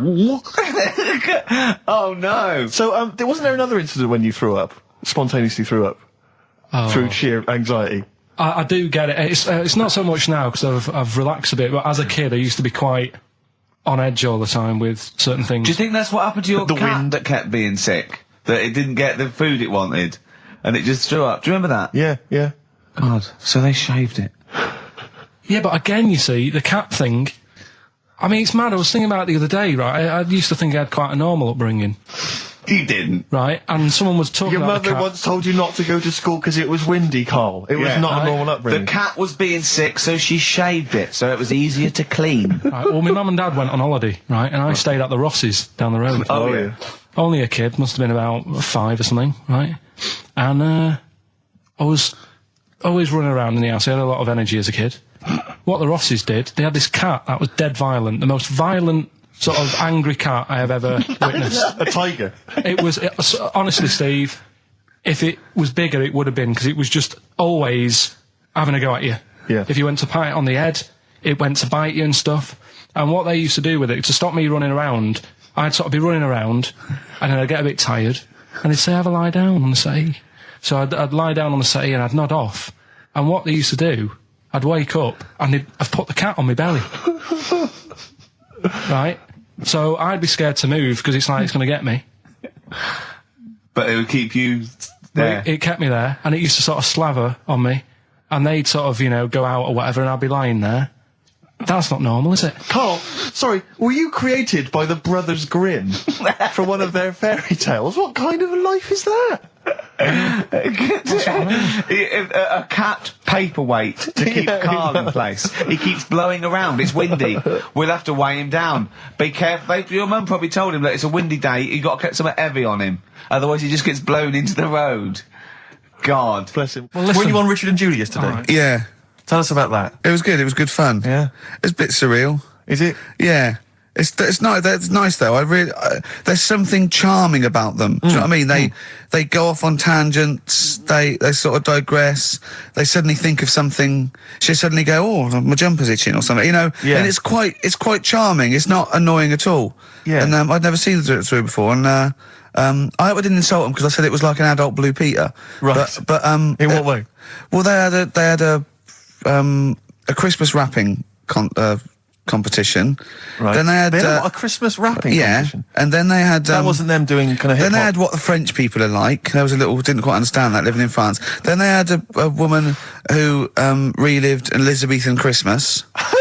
The bit that made me laugh was she was sort of announcing this through an Elizabethan microphone and PA to all the people sitting around dressed as. I'm a bit confused. This sounds fascinating. It was good though, and at the end I said, next week I'll be washing a tortoise and that. Yeah. And the producer said, if you do want to make something for the show, we'll definitely feature it. So I might make some of those things that you spoke on Blue Peter, like sending sort of, I remember they made a chest of drawers out of 3 matchboxes. Yeah. For Barbie doll or something, or Action Man. Roll Over DJ by Jet on XFM 104.9. I'm Ricky Gervais, with me Steve Merchant and Karl Pilkington. All right, Karl? Yeah. Bit miserable today, Karl. Let me explain why. Go on. Steve, and to you, the listeners. Well, we came in to a big bunch of stuff. Dropped off by, was it Becky from Marks and Spencer? Just like lovely stuff. Food, presents for the cat, books, just, to Ricky and Steve. Ricky and Steve who do the show, right? Ricky Gervais and Steve Merchant. GQ presenters of the year. Creators of The Office, right? Award winning. Carl's looking over. I go, well, maybe, it's not for you, no. And then he told me why he's grumpy anyway. Go on. Do you know what XFM are giving everyone? How long have you been here? About 6 years. What are you getting for Christmas from XFM? 2 CDs. Is that of your choice, or do they choose them? There's a list of about 30. Right. Tell him what List you of about chose. 30 CDs. I've gone for Kings of Leon album Yeah. and the Best of Bob Marley. Haven't we given them away in the past or something? Or you could have burnt them off, couldn't you? You could have done copies. Illegal, but you could have done that anytime you wanted. I don't think Bob Marley minds if you bootleg his CDs. It's out of order though, isn't it? It is bad. Although you Is do that get, always the case? Has it always been the truth of all the time you've been here? No, it has been better than this. yeah, although you do get paid quite well, and you do have an easier time. Yeah, but don't give me the CDs then. If it was a milkman, you don't go, have 2 bottles of semi-skimmed. Happy Christmas. Yeah. That is a valid point. Do you know what I mean? You complained? Who is it who made this decision? Is There's it- no point. No point, is there? Why? Just no point. I don't like moaning anyway, just... Has it come from up top? Is it like from the capital people? Just everyone. That's what everyone gets. Yeah. Yeah, but will Christian get 2 CDs for getting up at 4:30 every day for about 5 years? And keeping the station afloat. Probably. Yeah. So that's why I'm a bit fed up. What are you listen to first, Marley or Leon? Well, you have a bit of Marley. I'll tell you what Marley's good for as well. You'll go have a little beach holiday, aren't you, over Christmas, going to Lanzarote? Listening to that on the beach, you'll realise how wise XFM are in the long run. You go, well, look, they could have given me 400 quid, right? Well, I'd have spent that. But this is, the legend lives the gift on. that keeps on giving. So you're probably, you know what I mean? Think how much what you got to think of is how much all his great songs took, not only from the depth of his soul and, all his sort of angst and knowledge and love, and then all the studio time, the marketing, and they're just giving you one that. They go, don't worry about that, Karl, just have it. And you go, what? All the time we spent with Bob Marley and everything. Have it, Karl, have it, Karl. And Practice. Have that. Thanks, well done. Carry on. We're still going to pay you for the work. Yeah. That's just some on top. Here's a little piece of Bob, free. Yeah, so don't moan, it's extra. So, they didn't have to give you it at all. Play a record, you ungrateful little swine. Some people, like the homeless, aren't getting anything this Christmas. This is my Except for favourite chill. Elvis Costello track of all time. It's Alison. This wasn't on the list. Right. Elvis Costello, Alison on XFM 104.9. So, that's it. Maybe, I'll tell you what, a good idea, Karl, just beg. Just ask for other things. What do you want? What do you want for Christmas? You must have a big fan base out there willing to make you things. Maybe like a little, I don't know, gloves, pair of gloves. Just like Little woolly hat. If you want to send a necklace in for Suzanne, that'd be handy. Oh, yeah. That's what she wants. Is Suzanne listening today? No, she's out. Right, okay, this is the dilemma. Me and Steve, yesterday, were trying to convince Karl that it would be a good idea to buy Suzanne a Christmas present. Okay? Now, why aren't you going to buy her a Christmas present? Explain, Karl, why you don't think you should buy her a Christmas present. No, well, I've told her I'll get her one, but in the new year. We're going away on holiday and that, so there's no point taking stuff away. Yeah. Going to Lanzarote next week. Just get something in the sales after Christmas for the, yeah. Yeah. Right. And me and Steve were trying to explain to Karl that she would love it if you bought her something on Christmas Day. Yeah, but she knows now. But Knows what? I've told her. So No, she's well, I'm getting going to out. tell you, right, this, dear listener, this was Karl's worry. I said, I bet she's got you something. And Karl was worried in case he got her something and she hadn't got him something. Yeah. He'd be livid. He didn't want to be down. He didn't want to be a present down. Yeah. Look at his face. So buy her a nice necklace. Don't spend, just spend 100 quid, just a little token. We're going away. We're going taking her away on holiday. You're not taking her away, are you? What, you're paying for it, are you? Yeah. Are you really? Well, half and half and that. Right. So you're paying for you to go on holiday? That's good of you. So the gift is your company, really? She's done all right. She's done all right. Why do you talk like you're 60 years old? And you've been working down the mines? I don't know, she's done all right. Do you go over to her and say, Suzanne, you're bloody lucky? I mean, You've fallen on your feet. to Look be who fair, you've Rick, got. What? I'm not sure she has done all right. I don't want to be critical, but...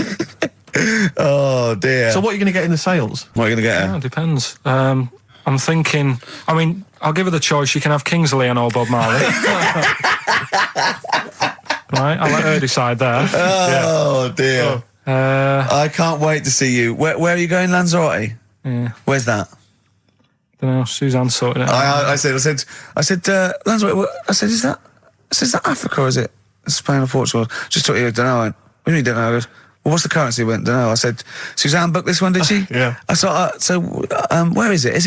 Is Lanzarote African or Foreign. Something like that. Somewhere foreign. I was looking last night, and doesn't look that good. There was like one of the highlights of the things it says you've got to do is go and have. Apparently, they've got restaurants in caves, and that's like one of the things they say you must do. So, if that's a highlight, do you know what I mean? Right. So I'll do that. Go and see what that's like. Yeah. When you're on the beach, Karl, do you wear the very, very tight Speedos? No, Do you walk What's around you with wear? them? Sort of longish shorts, t-shirt on, probably with a sort of a light shirt on top of that. Right, sure. So quite wrapped up then. Covered up. Do you wear a hat? Because obviously the bald head, there's risk of sunburn. No, I just put a bit of lotion on it. Lotion on there. Yeah. Just have a bit of a wander down the beach, have a look. Yeah. See if there's any old blokes with their tackle out and a backpack. A lot to look forward to, so Yeah. well, there you go. Yeah. Well, we're looking forward to finding out how you get on. Yeah, I'll let you And know. Interested to know what she gives you on Christmas Day. Probably getting More anything. scintillating chat after this next song. All right, bit of placebo, Yeah, love it. special needs. Placebo, special needs on XFM 104.9. Email in where Lanzarote is. I don't know if it's Italy or Spain or Europe or maybe Africa. You know, these are the sort of things, these are the reasons I come into it, to at least learn something, innit, Karl? We've stopped educating Ricky, so I've stopped learning, you know, about things like the woman who ate mud all her life. I told you something before when we were in the office. What was that? What did you teach me? They've just counted how many fish are in the sea and that. No, they haven't. They've just done a census. or A whatever. census. What, a fish? Yeah, some fellas have gone in the sea and they've got to work out. There's about... Mrs. Spratt, is this your son? No, he's a lodger. Okay, well, let's mark him down. That's 2. Oh, I've lost count. 6 million, 4 and... Oh, darn. So how many are there? About... There's a lot. There's... Oh. Well, there are more species of fish than bird, mammal and reptile put together. Can I ask a question? That's on my DVD of animals. That's still available in the shops. Probably find it online. You'll get that slightly cheaper. $15.99. What? Go on, ask me a Special question. features Ask me a which question. include, Ask me a includes question. Karl's Pilkington's also on the DVD. Yeah. That's a perfect Christmas gift. Yeah. Long and Winding Road. I love that, but I don't like the way McCartney sings here. There's just one, he goes, you leave me waiting here. Well, he's always got that slightly affected. But it sounds style, like doesn't it? Richard Burton or something, here. Yeah. But it's only one that does it, but I don't know why. I just think he likes it or wants to go back and change it. Maybe it's like... But having said that, you know, I'm not taking away from the Beatles, one of the best bands ever. Well, yeah, good luck to Brilliant songwriters. Oh, they do well. Yeah. We've had a lot of emails, Karl. I don't want to sort of put a dampener on your Christmas, but a lot of people have been slagging off Lanzarote. One of them just said, well, one of them, I don't know if I can find It is here. Canaria, isn't it? It is one of the Canaries, isn't it? It's a volcanic island covered in volcanic dust. It's very windy, so you have to dig a hole to sit in on the beach, and there's hardly anything to do. That's from Mike Godham, and he says, unless you like quad biking, well, you know, you've seen what happened to No, Ozzy don't Osbourne go this week, quad so don't do biking. that. Not with your little head. There's no protection at all, is there? I don't know what you're thinking. I don't know. At least Rick Mann and Ozzy had lots of hair. Yours would, you'd be like Humpty Dumpty. It would crack like a little egg. And then we'd seen, there's no kings or kings horses. So, Yeah, well, they couldn't do the job anyway. No, if you remember. shouldn't really send them. They're not really qualified. Horses not equipped to put back Send an a egg medical man. man like Neil Fox in Yes. to mend But not eggs. some kind of military horse. I bet he's had the egg on his face a few times, hasn't he? What, Foxy? Yeah. Well, most of the series are Pop Idol. Right, Karl. Lanzarote, good or bad? Well, you got to give it a go, haven't you? Yeah, well done. Give everywhere a go. Exactly. That's what I was saying. You know, don't just take the word for it. I mean, if it had said an Ananova, Lanzarote shit, he'd have believed it. Sure. You know, if he'd have overheard it in a pub, Yeah. Lanzarote a crap, he'd have believed it. He'd have seen it on a website that was mainly concerned with monkeys and witches, he'd have believed it. Yeah. As it is. Everybody raves about New York, and when I went there, I thought it was rubbish. Well, you're an idiot then, because that is possibly though, the isn't it? greatest city in the world, Subjective. along with London. Subjective, though. That's why they have holiday programmes and that, innit? So you see it and you decide for yourself and that. Yeah, but you saw Venice on a holiday programme, as you put it. You went there and you went, it was rubbish, full of black bin liners. Well, it is. Right. Didn't they show them? It stunk. Didn't Judith Chalmers say that? Oh, it stinks here and there's loads of rubbish everywhere. No, she didn't. Did she mention that? Oh, that's what I mean. So it depends what you want from holiday, doesn't it? Well, yeah. But So, you're an idiot if you don't like New York, so next. Anyway, go on, break up, guys. Kiss and make up. right back, just for Christmas. Brilliant. I've only got 2, really, because what? I was trying to work one out before, right, in my little room. Yeah. I was looking at different band names, thinking, what can I do? Yeah. Couldn't concentrate, because Ricky was in there, trying to spray deodorant all over the place. Right? Well, you should have done them yesterday. You should have shut me out. Right. So there's just 2. Brilliant. Well, Okay. I've kind of got an idea for the third one. fine, I'll all right. have a go. Yeah. Right, so anyway, the first one... Should we play a record and come back to this? 'Cause We'll it's do been it quickly, we'll do it quickly. No, play a Alright, record. This is then. rubbish. Yeah. Rubbish. Libertines. Useless. Give me the gifts. Let me have a look what prizes you've got. Libertines, Don't Look Back into the Sun on XFM. Well, the general public are getting involved with Karl's holiday, and, I mean, this has been a damning report on Lanzarote. There's not been a positive word written about Lanzarote so far. Wow. It's volcanic, there's no natural water supply. Apparently there's no natural water supply. It's You all have to imported. sit in a hole. What do you think of this, Karl? What do you think of the people that want you to know that you're going to a rubbish place when you can't change it? What do you think of that? Rubbish though, will it? What do you mean? Be all right. What do you mean it'll be right? Because I'm going to go there thinking, oh, there's no water and that, and there will be water. No, they didn't say there's no water. What did they say then? There's no natural water supply. Whatever. I'm not bothered. Doesn't bother me. All right. I'm going to have a good time and that. What are you going to do? What do you plan to do? Got a book. What book you got? Rich Hall book. I'm just going to read that. So, Brilliant. and the weather's better than here, isn't it? Yeah. So... gonna have a good time. Someone emailed just now. They said they're listening online and there's a problem with their computer and everything's sped up. The music's sped up. Our voices, Rick, are sped up, except Karl's. That's how slow he speaks. So when everything's sped up, he sounds normal. Right, we're doing Rockbusters. Yeah, come on. What rubbish. I wonder why we stopped this game. Well, I think it's probably exhausted him. He needs to go to some kind of volcanic dust island for a holiday. With no water, Yeah, exactly. just to dry out and get some new ideas. Oh, I'd love to see you sitting there on these black ash sands, just sitting there going, I'm thirsty, Suzanne. There's no natural water. I've finished my Rich Old book. I can't focus. I'm going blind. I need some water. Oh, brilliant. Oh, bless him. Anyway, happy Christmas. We said we weren't getting out, didn't we? Right, go on then. It was the premiere. Did you see the coverage? There was a premiere of Lord of the Rings Part 3. I can't be bothered. I mean, man alive, I'm sick of Lord I of the watched Rings. the first one and I was actually I've never been into all that sort of stuff. Never liked it. Gollum and Dungeons and Dragons and gatekeepers and weird magic and Harry Potter I want to punch his face in. I know what you mean. But I mean, it's sort of like, Well, Lord of the Rings, when I was at school, if you were into that sort of thing, you were a nerdlinger. They would beat you up, they'd shout Exactly. heckle abuse, all that sort of thing. You know, I wasn't a fan. I actually don't know anyone who admitted they were into that I know. nonsense. It was shameful. It was embarrassing. Now, the whole world's gone crazy for it. Even the tough guys, the hard nuts, the streetwise kids, they're loving it. Can't wait for the third one. I see people raving about it. It's Jonathan Ross, all these people going, it's the best thing I've ever seen. It's 3 hours and 10 minutes of trolls and goblins and magic spells and large feet and magic rings. I'm loving all that crap. What's wrong with I you know. people? I will smite you with my sword. It's just interminable. The orcs and the Norks. I saw some people playing this game. They had a big manual and a dice, and they were in a pub, and they're all fat with beards, right? And he threw a dice, and he looked down, and he said something like, outside them, the 3 miles to Mumra. And they went, oh, well done. What? I know. I want to go and say, what is this game? Yeah. What? It's absolutely extraordinary. Well, they showed some coverage of the Lord of the Rings premiere on TV, and there were people dressed up as some of the characters. Yeah. There was a girl chatting saying, well, I just think Gollum's hilarious. What? People talking about telling me Gollum's hilarious in this new film. How is he funny, my precious? Oh, my precious. What's funny about this? I'm losing it. I'm genuinely... Is he like Yoda? I don't know what the joke is. I'm missing it all. And when the walking trees started talking... Oh, man, I love it. Gollum's the little one that looks a bit like Gandhi. Yeah, exactly. The computer-animated Gandhi. Yeah. Yeah. Is that all right? Yeah. I think that's how he's described in the book.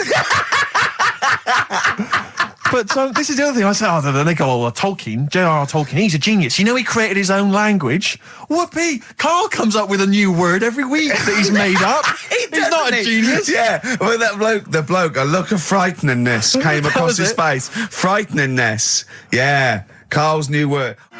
No Blue Sky, The Thorns. That's beautiful, isn't it? On XFM 104.9. Karl, you're losing your rag a little bit. What's the matter?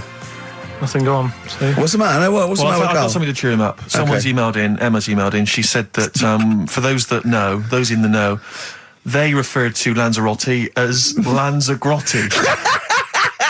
Brilliant. He's a bit fed up. He's got 2 CDs for Christmas from a company that's been with for 6 years. He's a little bit grumpy about having to answer the phones. He wouldn't go and make Steve another cup of tea immediately. Selfish. Yeah. Karl, what are you thinking? Nothing. Go on, what were you doing? Come on, Carl, you're getting paid for this. Project. Out. We'll take one of those CDs away. All right. Right, okay, are you in a film this week, Carl? We're doing that now? Yeah, go on. Get it over with. Hang on a minute then. Get it over with. Let's get this show over with. We can go home. You can go off to Lanzarote and sit on some ash. Some charcoal. He's not happy about that. That's annoyed him. The listeners have all ganged up on him. Yeah. XFM giving him 2 CDs. We've had more calls for his resignation this week than ever before. What do you think of that, Carl? What do you mean? There's another reason. Do you know what I mean, though? Because he's grumpy. He's not just giving it. He goes, well, I can't help it, can I? I don't want it. You're being paid well to do a job. People have tuned in to be entertained, to have good songs. Me and Steve are working I'm pressing here. the buttons. I'm paid to press the buttons. That's what I'm doing. Has every CD started on time? Then Yeah. why would they give you Monday off if you just paid to press the buttons? Don't get every other Monday off, do I? So have you stopped doing that now, have you? Well, yeah. Why? Because there's work to do in that. I'm not moaning about it. Let's get on with it. Right, Scrooge, right, is the film that I'm in. Thought I'd do a Christmassy one. Okay. Right? Yeah. So get people in the Christmas mood and that. Yeah, you have. Yeah, you have got people in the Christmas mood. You're like Santa visiting them. So It's you in the film Scrooge. Yeah, Which yes. version of Scrooge? the old one. Is it? If it's just you moaning with bells, I'll be annoyed. Right, go That on is then. essentially Scrooge. yeah. Right, Scrooge, listen to this, and then there's some question at the end, All right. and you can win some stuff and that. Yeah. All right. Yeah.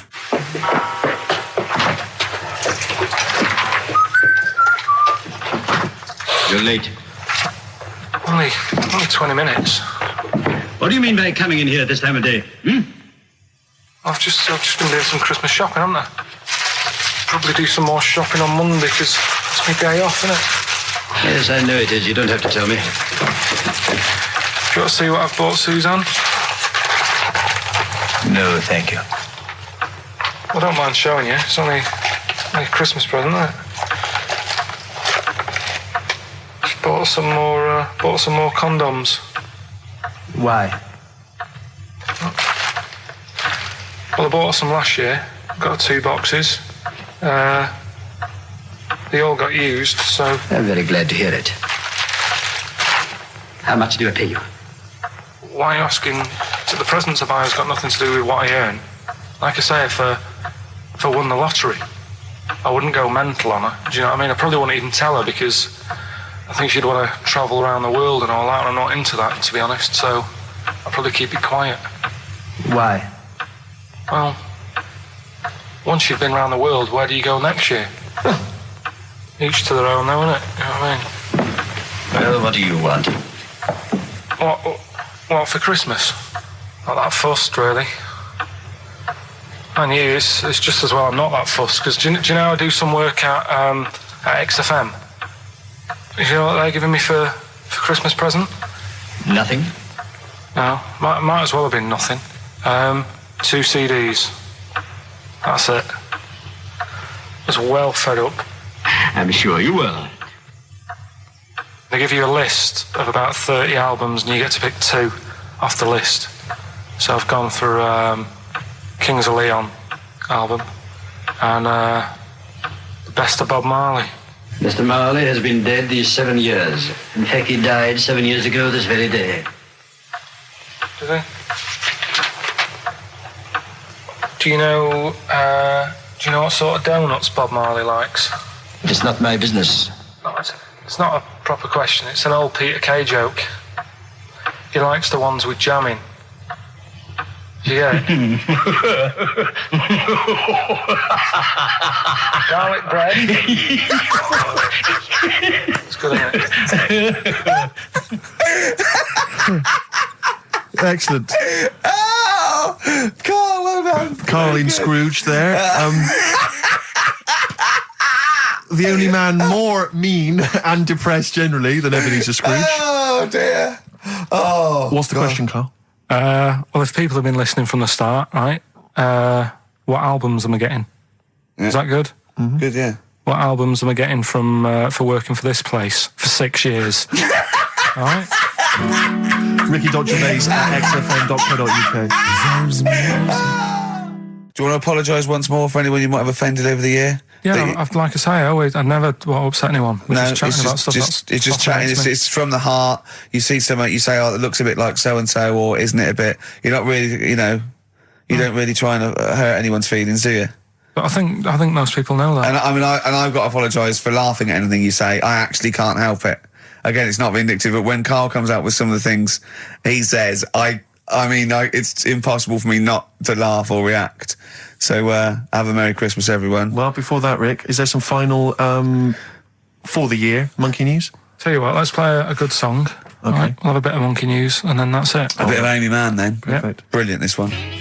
I brought in Metal Christmas, is that all right? That's my only request from this show, that we do play Paul Di'Anno's version of Santa Claus is Coming to Town. The rest of it's over to you. Yeah, we're going to play some Christmas tunes, we're going to play some, our favourite hits of the year, but mainly this is the rock programme. This is the rock programme. What worries me, Rick, is there's a lot of people who listen to our show and they're not regular XFM listeners. They just kind of crawl They're out not regular morphine people. Stupid on a Saturday afternoon, put the show on. So they might not be familiar with Well, the Ian Canfield is a young man. He's been in he's about 14. He's been in radio. It's weird, he's 14, but he's been in radio for 15 and a half years. He was weaned on the milk of Avant. Yeah. Right? And he's going to be the new rock god, aren't you? Well, I'm trying. Yeah. No DJ Canfield. Just go, yeah. Right? And over the 2 hours, I want to work out the 4 pillars of rock, right? I want 4 names, 4 pillars of rock, right? Huge rock pillars. And then I want the king who stands astride them like the archangel of metal. So we'll be asking Ian, every few minutes we'll be asking, right, who's your first pillar of rock? And then, keeping the one that stands astride them. Okay? And how many do we need? Well, we need 5 names then, don't we? The 4 pillars of rock and who stands astride them. Right, okay. Like the Overlord with these Axe Attack albums. Yeah. Yeah. This is Oasis. Christmas. Oasis doing their version of Merry Christmas, everyone. It's Christmas. It seems only appropriate that we play the occasional Christmas tune. There aren't many decent ones. We will be playing the greatest, not just Christmas, one of the greatest songs of all time, but certainly the greatest Christmas tune of all time, Fairy Tale in New York. Is that going to be the version done by, what's his name, out of Boyzone? Has he done one? Yeah. Because he's lived the hard rock and roll life. What's his name? What is his name? Ronan Keating? Yeah. He wasn't bad on Room 101, actually. I think he's lightened up a little bit. Good luck to him. Yeah. Yeah, I do as well. Yeah. A lot of people ask me, Canfield, I'm sure you can you've probably got experiences of your own that you might want to talk about, but people ask me what Ricky's like in real life. And I don't want to get grotesque. It's Christmas, people are listening, people are eating sandwiches, but he has a flatulence problem. I don't know if you're aware of this. It's not a problem. Right. Well, it is for us. Yeah. You may not. Yeah. I think the problem with Ricky is Ricky hates to miss out on anything. He's terrified that there's going to be something going on that he's missing out on, a conversation, a joke, someone falling over, and he daren't spend any time in the lavatory because it's too any period of time he spends in there, he could be missing out on some fun. So he kind of tries to get his lavatory, occupying time down to a minimum, an absolute minimum. Plenty of pissing. There's loads of that, but none of the other activity, really. I mean, you keep that, really, it's like you're in, you're out, and sometimes I don't think you've done the full job, Rick. Yeah. And today, I'll tell you this, my eyes were bleeding. It's intense. It's just a word of warning, because the kitchen at XFM is out of bounds now. No one's going in there until the new year. A to J in the library. A to J in the record library. I'll tell you this, I don't know if, Tony Blackburn's in the building. His wig will fall off. But seriously... Not that he wears a wig. He doesn't wear a wig. But if he's going down now, maybe he wants to play some Beach Boys. I mean, seriously, forget I'm a celebrity, get me out of here. Forget you might have survived in the jungle, Tony. But you go down there, mate. Tony, would you rather eat a plate of maggots or go and get Beach Boys? Exactly. Saying A to J, pot pickers. Exactly. Jesus Christ. It is absolutely extraordinary down there. So I'll just be warned. But it's Christmas. It's Christmas. Why would Blackburn be listening to this? I don't know. He's probably doing a bit of Christmas shopping. Sure. And he's out and about with probably got his little, personal stereo on. Yeah. And he goes, I'll listen to the boys at XFM. Exactly. And Canfield, what do you think of it so far? Yeah. Yeah? Yeah. It's not Vance, is it? Okay, who is secured as one of the pillars of rock? I'll tell you what, I want some ads, and after that, the Fairy Tale in New York. Oh. XFM. The Pogues, featuring Kirsty MacColl, and a Fairy Tale of New York. Brilliant. On XFM 104.9. That's the song I think that single-handedly keeps Shane MacGowan in gin for another year. It must do Just well, about though. keeps- but I'm sure it does. I absolutely love it. I still love it. I saw it on Top of the Pops too. And it's just brilliant. I mean, he wasn't great at miming, but it didn't bother me. Sure. He's miming to a different song, probably. Yeah, in his head. It was great. I had a little visit in the week, Rick. I think you missed out. A little Christmas visit from, I know he's a friend of yours. He's a friend of he's a friend of the nation. Go on. TV illusionist Darren Brown. Oh, yeah. Yeah, he's bought a new pad. Yeah. And he just came around to tell me about it. Yeah. And it's interesting because... Somewhere to keep his guns. Exactly. And I can never know kind of how much, he's just playing with your mind, experimenting. But he was telling me about the place, and apparently... So he loves you? he's got a B-day in the house. Now, we were discussing B-days because... Never understood that. I've never got my head around it. To this day... He's not meant to. Well, no. But I don't think I've ever met anyone who's used a B-day. Oh, Darren Brown does. He's known as the cleanest arse in Modern Magic. Yeah. I think, Rick, I was the subject of a Christmas con in the week. What, you mean you bought something for £4, then saw it for £4, £3.90 as you walked home? That would make me livid. Because I've seen you really livid. I'm absolutely furious. When I bought my PlayStation, I saw I could get it for £5 cheaper down the road. I was absolutely And fuming. you'd already walked to about 19 places, God, I remember. yeah. I actually left you after about an hour. Yeah. No, I do. I'm furious because I got to get a bargain. I hate the feeling that I'm being ripped off. Yeah. And I'll tell you this, I'm loving online shopping. Oh, the savings I'm making, Rick. Really? It's crazy. Really? Getting 15, 20 quid off some things. Is it really? Oh, amazing. But these things, I might point out, are like Jaguars and Mitsubishi cars. Exactly. Yeah, but it's worth shopping round. No, this was not so much a con. It was a con, but it wasn't so much one of those just a missed bargain. Yeah. Doorbell rings, answer it. It's a couple of girls. They must have been 13 or 14, maybe. Now, I've always had a problem with teenagers. I'm intimidated by teenagers. In case they call you a dork or something. Well, I mean, I told you before, I was walking down the street once, and there's two guys coming towards me. I mean, real losers. Do you know what I mean? Glasses, the spots, greasy hair. Do you know, really pathetic. And I was sniggering to myself. I was thinking, look at those losers. And as I passed them, I heard one of them look at me and say to his mate, look at that geek. I was furious. I was thinking, I'm allowed to call you a nerdlinger, but gee, I don't expect it back. I was really furious and upset. And so, as I say, these teenagers are at the door, and they were quite aggressive, quite aggressive girls. And they had a piece of A4 paper, and they went, "We're doing a sponsored thing." Yeah. But I didn't quite catch what it was they were doing that was sponsored. I think they sort of fudged it. They went, "We're doing a sponsor." Oh yeah. And I went, right. And they went, "Do you want to sponsor us?" Boy, they picked on the wrong person. I was a bit intimidated. I don't know why I said no. I was worried maybe it was part of some kind of, hidden camera show, Yeah. And so I said, yeah, all right, I'll sponsor you. So they handed me this form, and I always thought you were supposed to have quite an official-looking form for any sponsorship thing. But this was literally a piece of A4 torn out of a notepad. It was the back of a Gareth Gates poster. Exactly. And, with some blue tack on it. Yeah, well, and I looked at it, and I didn't really absorb it, but it had things like, Mrs. Jones, Mrs. Smith, £5. Yeah. And then no one's actual address, just Finchley Road, nothing too specific. Yeah. So I wrote my name on and put down £3. Cause a lot of people were giving $5, but I thought, I'm not made of money, it's Christmas. I've got to buy gifts and stuff. So I gave him a £5 and asked for change. Yeah. Well, I gave him £3. I said, I'll sponsor you for £3. Best of luck. And they went, can we have the money? And I said, well, aren't you supposed to do the thing? And the woman the girl just looked at me, she just went, no. So I gave her £3. But what difference does it make? Well, I'm assuming, though, that it's not going to any charity. It's no sponsored thing at all. But then I'm not being funny. The charity that it's not going to, you wouldn't have given to it anyway. It's true enough. So all that's happened is you're £3 down. But I'm £3 down. Yeah, but if it would have gone to charity, you'd be £3 down. The fact that it hasn't gone to charity doesn't matter because you wouldn't have given it to charity. Yeah, but if it had gone to charity, Rick, I'd have felt a little bit superior, a little bit smug. That would have kept me going for another 6 months. Whereas now it's just gone to a couple of weeks off the street, who are scamming people, possibly old people, Rick, and that's who I feel sorry for. They've not got a great deal of money. That's why I'm not worried about myself. I've got a bit of cash. What about the old people? Yeah. Although you are £3 down, which probably still hurts, doesn't it? It's still stinging. That's why I just like to tell you now, get off my chest.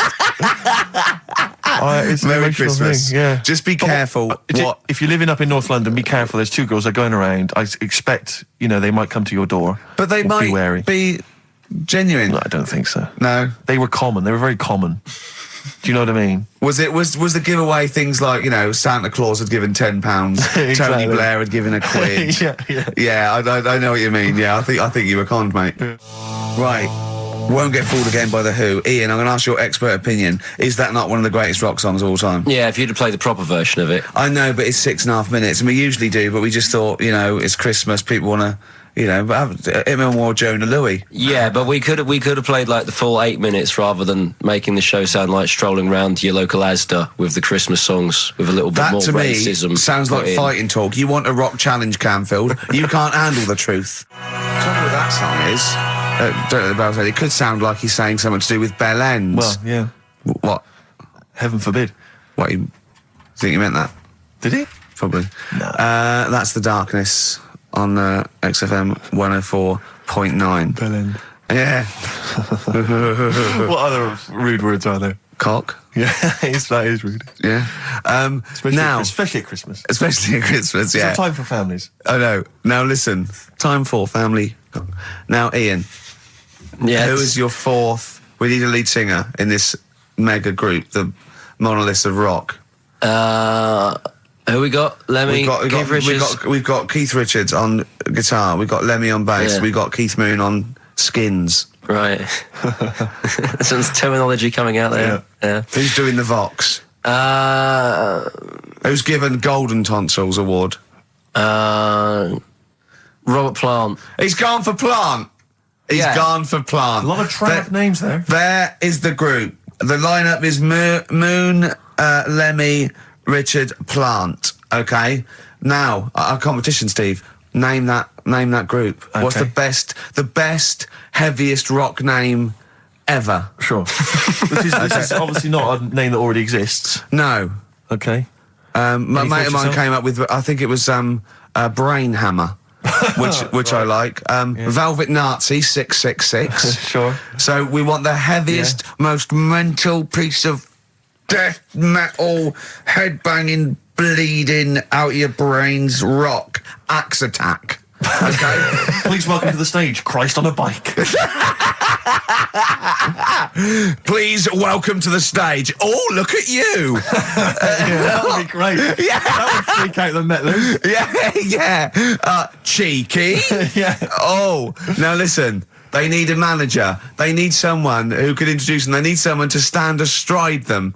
Who is the leader now? Who is the king of all that rocks? Well, it's obviously Tommy Vance, isn't it? Do you know what worries me, Rick? We've said Vance a lot today. I'm wondering, the kids today, do they know Tommy Vance? Are they familiar with him? If they don't know, they shouldn't be listening. Okay. Fair enough. So, Vance is their manager. He needs to, they're on at Wembley. He's got them on at Wembley. They're the greatest rock band of all time. We need the name. Please welcome to the stage. What are they called? Phone in, email in, and the prize, we're going to get some... We'll rummage through the bins as Karl normally does. Get some old tat like Karl does, some VHSs, some CDs, greatest air guitar ever. Betamax. Yeah.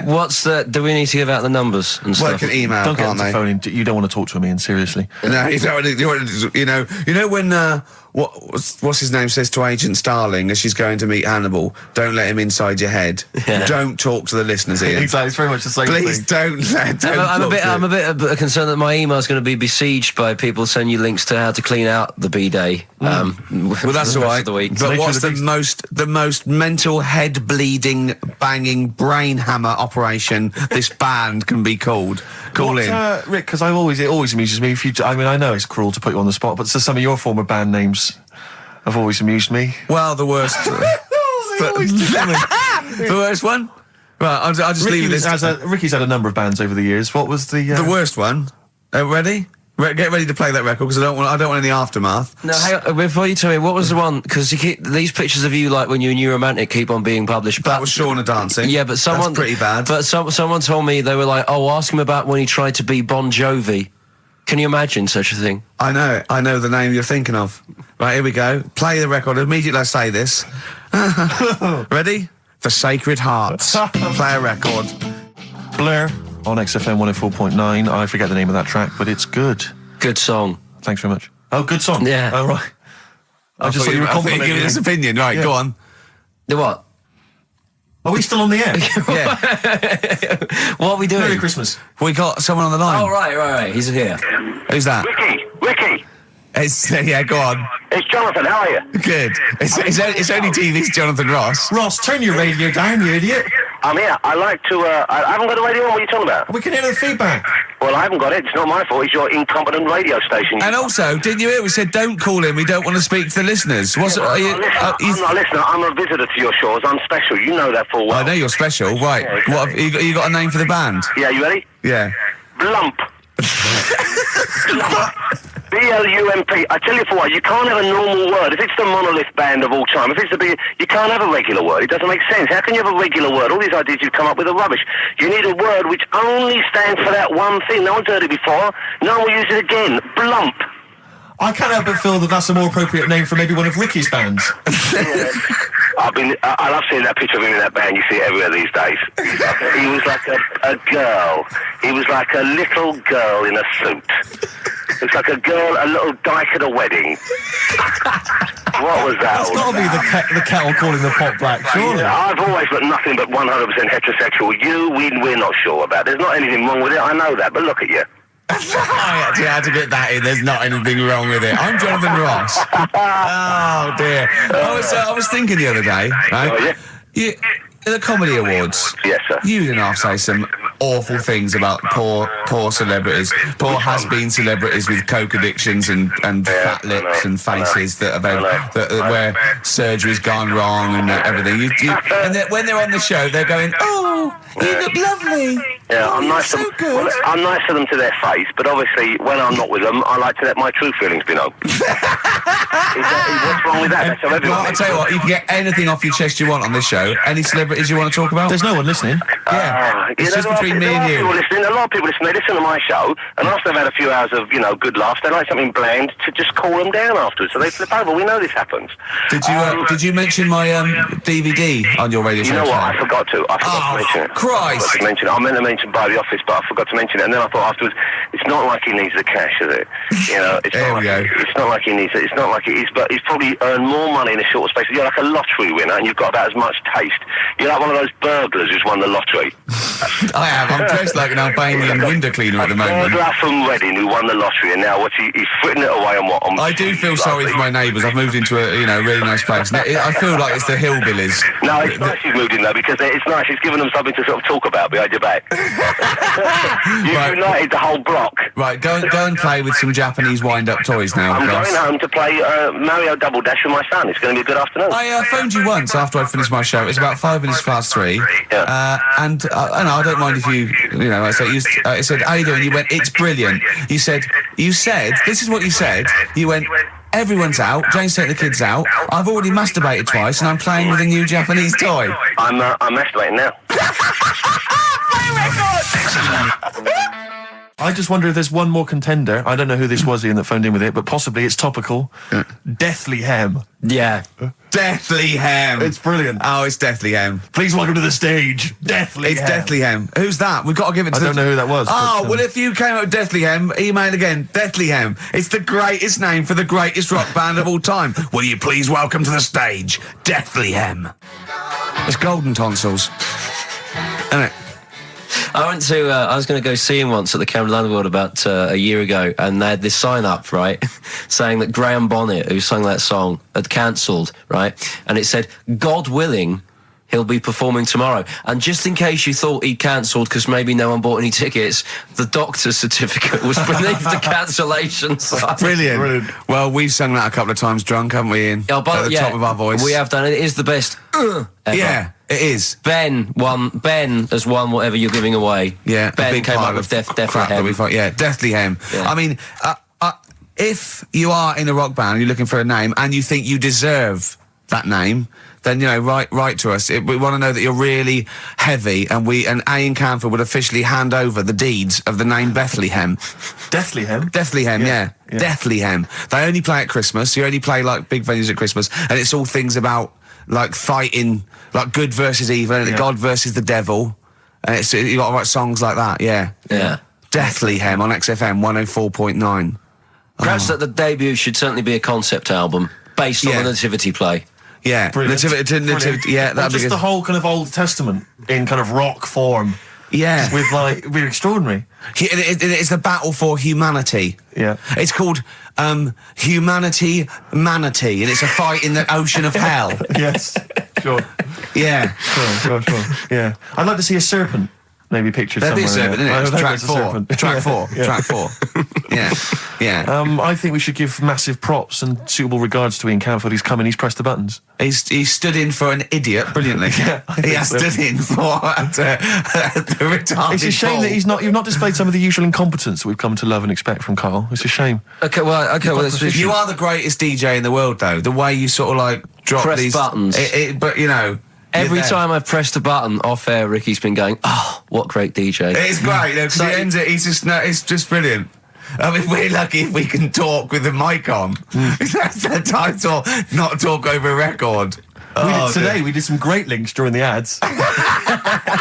Yeah, and of course, Jonathan Ross masturbating live on air. Just looking back at some of the highlights. You of this don't get that on Capital Gold, do you? Like Tony Blackburn getting a call from Fluff Freeman going, "All right, mate, I'm knocking one out." Yeah. Well, have a lovely Christmas. Have a bloody great Christmas. Mate. Have a bloody great Christmas. It's the best of next week. Yep. The best of the last few weeks with some tat, you know. Karl's put together. We're back in January. We're playing some of our favourite songs of the year. I'm looking forward to seeing Pilker's tan and pictures from his holiday. Covered in ash from the beach. And we're back on the 3rd, I believe. But Ian, do you want to introduce one? This is Ian's choice for today. Yeah. We'll see you next week in spirit, and then we're back on the 3rd with Pilkers. Over to you, Kampf. Yeah, enough of Jonah Louis. This is Paul Di'Anno, ex of Iron Maiden, doing Santa Claus is Coming to Town. Talking of sleeping, oh man alive, I went to see the last part of the Lord of the Rings trilogy. Why? Well, it's like a family thing now. Every Christmas, my family and I have been going to see the Lord of the Rings, the next instalment. It's like a family thing. What will you do if they keep making them? Oh, I'd say I've wasted now about 10 hours of my life with that tripe. You can never get that back. I can never get that back. That's what Peter Jackson owes me. 10 hours now he owes me of my life. It is absolute drivel. Well, I know. We've said this before. I don't want to harp on again about it, but I cannot fathom why everyone is so excited and loves these films so much. Like you say, people review saying it's the best film ever. I think this is the greatest movie I'll ever see. And I don't... It's like they go, but look at all the fight sequences. But Tolkien being up there in literature, like, you know what I mean? It's sort of like Shakespeare. Tolkien. No! No. But what is it that he's writing about exactly? I don't know. Little midget fellas who can't get shoes. I mean, I've got big feet. I've got size 14. I can get shoes. Oh, God. Send off from mail order. I know, it is like, it's like, Harry Potter taken seriously. Yeah. But I know who's watching it. It's like these people who are watching it are obviously nerds, people who live in Forbidden Planet. They love it. They can't believe their luck. But that's the core audience, but it's obviously bigger than that. But then it's also people who can think they have a go, like menopausal women thinking, well, I'll write a book then. the Globplin came into the cave. Exactly. Right? And they're sort of like 13-year-old sons who've never shown an interest in anything except glue now writes Orc on his exercise book, and so they're loving it. It's like it's sort of uniting, bringing people together. But at the end, right, I mean, it's taken them now like 9 hours to get from one part of Middle Earth to the end, to the other end, so they can destroy the ring, the evil ring. Did they do a line? Was it? I don't know what they... Like these little Chinese fellas. And it's taken them 9 hours of their time and my life as well to get there. And at the end, they all say goodbye. They do it in real time. Why don't they edit it? I mean, that's what it felt like. It really... It can't have... It must have taken them less time, you know, within the sort of logic of the book to get there than it did for me to watch it. And at the end, they sort of say goodbye to each other and they all hug. So there's like, you know... There's little midget one, you know, Frida, saying goodbye to, you know, Bjorn. What are they Benny. called in the thing? Because are they PC in it? Are they called like midgets and dwarves? No, they're called hobbits. Oh, are they? Yeah. So we should call small people hobbits from now on. That's what they are, just to make it kind of topical, and they'll like that as well. Give them sort of, you know. So if you see a little, on the way home, if you saw a little midget fella, 4 foot midget fella, just say, "Excuse me, hobbit." Yeah. Okay, that's call fine him then. Frodo. Right, Frodo. He'd like it. He'd love it because everyone loves the Lord of the Rings. They love it. No, everyone loves the Lord of the Rings. In the end, if you ever get to the end, they all hug each other. They say, well, basically Frodo has to say goodbye to all his other little fellas, and so he's hugging us. I don't know how many of them there are, and he's hugging them, right? And it is the most interminable thing I've ever seen. It's like the music's playing. They look into each other's eyes. He hugs them. He hugs. They pull back. They look at each other again. They're like, I will never see each other again. Then he hugs the next one, and I was just screaming. I was thinking, hug, just one big group hug. Yeah. Then we can get out of Like it. an American football team. Exactly. Just go, And they just go off. yeah, knock Not heads. each individual one. I mean, it's Oh. dragging on and on and God. on. And apparently on the DVD, there's like an extra sort of 20 minutes of extra footage of scenes he's cut out. Who's watching this tripe? Who cares? I don't know. I genuinely, Have we lost some of our popularity by slagging off Lord of the Rings? I don't care. Screw them. If you love it, if you can't live without Lord of the Rings, screw you. I don't want you as a listener. I can't fathom it. Really, Rick, it's not like I'm trying to be wayward or controversial. I can't get my head around the popularity. But doesn't Harry Potter annoy you as well, though? Yeah, but at least it's kind of over in an hour and a half. Is it? I haven't seen it. I went to the toilet 3 times during the course of the film. Really? It's unbelievable. The woman sat next to me. Sexy stuff in it, was there? Some of those little pixies with the pointed ears. It just took me back to, Mr. Spock. Oh, all those glorious days. But it really is just. I mean, have you seen any of them? You've not bothered. I've seen one, and it was long, and I thought it was nicely filmed, and I thought, well, okay, I'll just get through it. I even think, it was just a list of, and here come the orcs. Exactly. Right, okay, we see the orcs now. Yeah. But it's like people go, look at the amazing fight sequences, the amazing immense battles. And it's true, he's got thousands of actors and stuff on horses, brilliant. But I'm not impressed by good time management. No. Well done, he's got all those people together, he's orchestrated it, well done. But it's got to be more interesting. My friend summed it up. He said the Lord of the Rings films, they're like the film equivalent of an Enya song. Yeah. And that to me is exactly right. Lots of billowing dresses, slow musical moments. That's good. People riding majestically on horses. Enya. Constantly riding majestically everywhere. Dido's taken over from Enya in that. Well, So possibly I've got a so. confession to make. Go on. I like that latest Dido song. Oh, play a song. Let me just, I know. I thought I don't Rick, know what's what to going on? say. Let me explain something to you, mate. Oh, God. Snow Patrol and Run on XFM 104.9. Yeah, not bad at all, not bad at all. So everyone had a good Christmas though, yeah? Really? Carl, even though it was like a little bit Lanzagrotte, it was a nice Christmas. Yeah. What was the book you read, by the way? Someone just emailed in and wanted to know. What was the book you read? It was The Governor. The Governor? Yeah. Right, okay. Did you buy Suzanne a gift in the end? Which you surprised her with on Christmas Day? Yeah, after that show that we did before Christmas. Yeah. I was walking home thinking, might as well treat her then. Yeah. Went and got her a necklace. Nice. Actually, she said she wanted a necklace, but I didn't know which one, but went and got one. Yeah. And she was happy with that. Yeah. That shut her up. yeah. But, yeah. And did she get you something? a gift back? She did get me something, yeah. See, we knew she Of course would. she would. Yeah, but the thing is, right, she got me a little Game Boy Advance to take on holiday because she Brilliant. knows I get bored. Lovely. Right?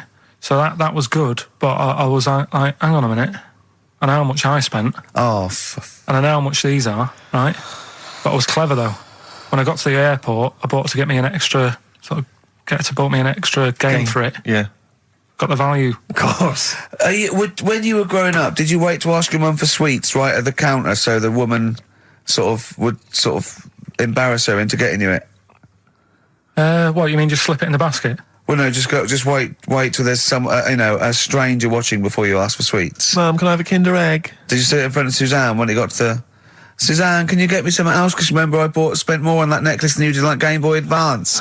And the woman in Dixon's goes, oh, you better get him something else. She goes, oh, bloody hell, all right then. Nah. She did well, though. You know what I mean? She's done well to keep you, hasn't she? Done well. Because you're such a find. You're quite a catch. Yeah, she must wake up every morning and go, ooh, I am the luckiest girl in the world. Well, she told you that the other night. What? She said the other night how good it is living with me. Oh, yeah. I said to Suzanne, it must be great, because I only see him 2 hours a week and I like to squeeze his little head. You can do that all day, every day. Does she ever squeeze your head? No. No? No. It's like that thing, though, isn't it? It's like when you work in a chocolate factory. You get sick of it, don't you? If it's there all the time. Yeah, she must think, well, I could squeeze that head any time I wanted. It's not worth it. I just, Yeah. What about your Christmas? My dad, I'm wondering if you're turning into my dad, because he bought my mum a bracelet. He won't mind me talking about this, because he said you'll probably talk about this on the radio, and you're right, Dad, I am talking about it. He bought my mum a little gold bracelet. Lovely gift. You know, it was a lovely thing. And she opened it, she loved it, and everyone thought, what a great gift, lovely gift. He wouldn't stop talking about it. He wouldn't stop talking about the gift he bought. He kept on grabbing my mum's arm and showing it to people. Look at that, look at the gleam on that. The gleam! Steve, look at the shine on that. Look at the gleam there. Look at that. Gleam! And do you know what he said? He said, the great thing about that's pure gold. He went, it's an investment. That's an investment, that. It's gold, you know, it's always worth something I gold. love that when people give you a gift and it goes an investment. I love it. But what? Not only does it sort of take away any of the romanticism of it, but it was the way he constantly was talking about how great a gift it was. I'll tell you what, I haven't heard the word gleam for 30 years. Look at the gleam on that. The gleam. Look at that. Look at the sparkle on that. And look at that. And it looks like rope. That's what he kept saying. It looks like rope. It looks like gold rope. And he just can't. I heard it. He disappeared. We were opening gifts. He went disappear. I could hear him in the kitchen going, "Think about that's pure gold. That Elaine, that's pure gold." I might melt that down. Yeah. John, next door neighbour. John, look at that. Look at the shine on that. That's great. That's brilliant, though. But it's just, it doesn't sort of undermine the gift a bit if you keep on droning on about how great it is. If people enjoy giving, that's nice, isn't it? And you got to, you know, what did your mum say? She loved it. She couldn't get a word in edgeways. That's a step up from a jar of coffee, though, isn't it? It is a step up, yeah. That's good. Oh. What about yours? I didn't get my mum and dad anything this time. No, because I'm always treating them anyway. Whenever if they need a few quid, if I can help well, them, you are the gift that keeps on giving, Karl. No, but don't just go giving anything just for the sake of it. You know what I mean? Wait for the time that's right, sort of thing. Just because it's Christmas. Because yeah, I mean, there's no better time, is there? Really? No, I just was going to say my mum and dad didn't get me anything, but they did. What did they get? But just some money. Mm. But I'll get them something when the time's right. Do you know what I mean? They always need bits and pieces through the year, so I'll look after them. Sure. But it was weird being away. Has anyone got caught onto the fact that they leave groceries in the telephone box near your dad yet? No, that's still going on. Is it? Going on, yeah. Oh, that's fantastic, isn't it? That is just fantastic. So when he needs a loaf of bread, pint of milk, just goes down. Does he ever give that as gifts?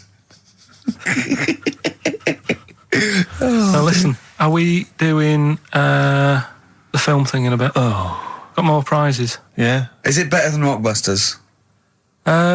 It's all right. I did it in a bit of a rush because I was only in yesterday, wasn't I? Sure. Well, yeah, if you take 3 holidays a year, then there's not enough time for the work. Me and Steve like to, put our priority into, doing the work, coming up with a good product, and getting a holiday when we can. I haven't really. I love a holiday, Rick. I love a holiday. But I don't do the holidays for me. It's for Suzanne, isn't it? She's the one who likes going away. With you? I'll just go, so I'll go with her, do me bit. When you were playing Game Boy, right, and you'd looked in the hole, and you were reading your book, what is she doing? She'll make things seem more interesting to me. Do you know what I mean? So, like, when we're at the Owl, and the bus driver said, "You've got an hour here," I said, "Why have I got an hour here? I go to a funeral with someone who I loved in a ground and don't spend an hour around it. Why do I want to... Do you know what I mean? Why do I want to spend an hour looking in this?" Wasn't that terrible when you're like, you just shot up in all this magma?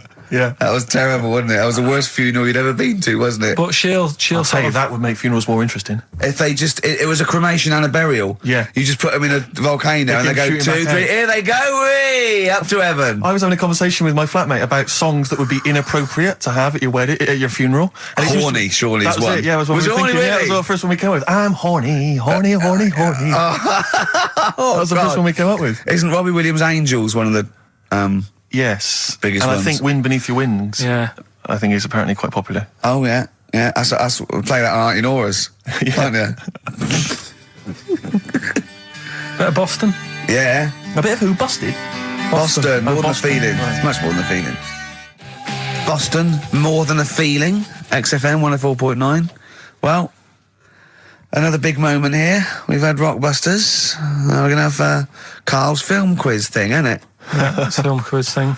I've done Planet of the Apes, right? Because one of the things we did in Lanzarote, went on this tour with sort of 3 northern blokes, and they didn't really know what they were talking about. Joking. You're joking. Northerners not knowing what they're talking about. You're having a laugh. No, they'd obviously sort of not had much luck here, right? And thought, let's go over to Lanzarote, buy some vans, right? Get people in it. We'll do a tour of the island. And whenever someone asked the question like, what year did the volcano happen? They go, we'll take you to the visitor centres. You can read about it there. So they never actually answered anything, right? So they were useless. But one of the things that they told us was that Planet of the Apes was filmed in Lanzarote. Right. Okay. Right. That makes sense. A bit of it. Well, does it? Does it make sense? Well, what do you mean? Well, maybe it was, maybe it wasn't. Okay, anyway. No. I mean, if they wanted to show sort of an hour and sort of barren, sort of post-apocalyptic sort of subject, choose where you went on holiday. Yeah. Obviously. Yeah, but when we were there, he took us to this sort of beach, and I said, "Is this where they did it?" And he was like, "Yeah." I said, "What? Right there, yeah." And I watched it, and I couldn't see where I was. Yeah, you know that if you watch a film from 1968 and you've been to the same place, you're not going to feature. You're not going to see you in the back walking along the beach. It's a new one, new Planet of the Apes. Oh, the recent Planet of the Apes. Yeah, that's what they said. Yeah. Right. So I thought I'd sort of. Now that sounds a little bit more far-fetched. I'd have thought that was probably a lot in Hollywood. Yeah. Well, anyway, is this the current Planet of the Apes or the old one you've done? Current Planet of the Apes. This is the recent one. All right. There'll be a question at the end of it, so listen on that. Is this entertaining to anyone, this? I mean, just take the last 4 minutes of conversation. But seriously, Rick, who cares? I don't. Do you? No. I don't.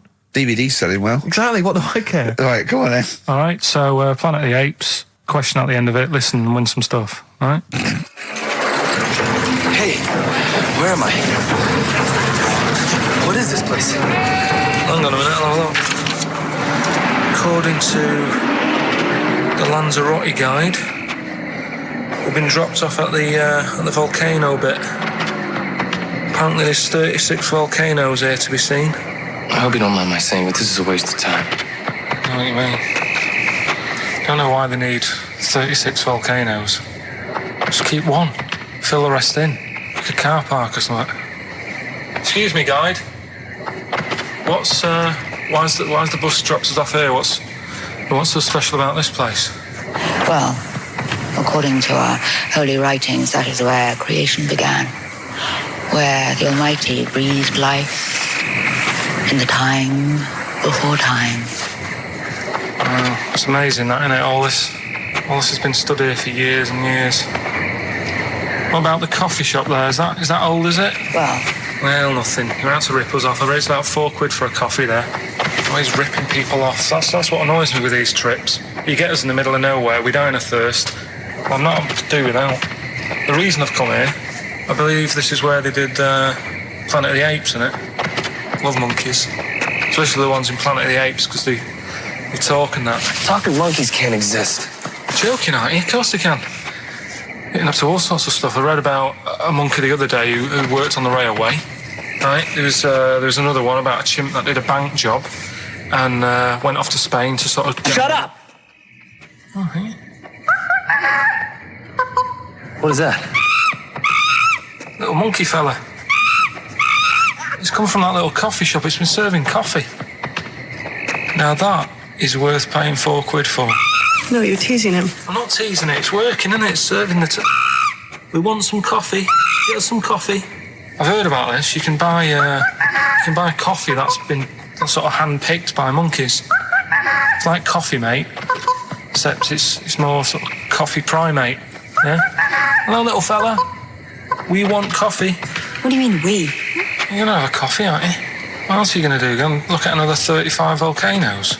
I'm staying here. I'm having a monkey coffee. It's brilliant. You find this amusing? Jesus, it's a talking monkey.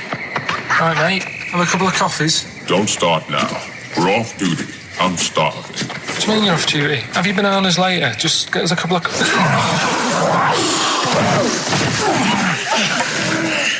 Right. I understand that you're tired and you've probably been on your hands all day. Just forget the coffee.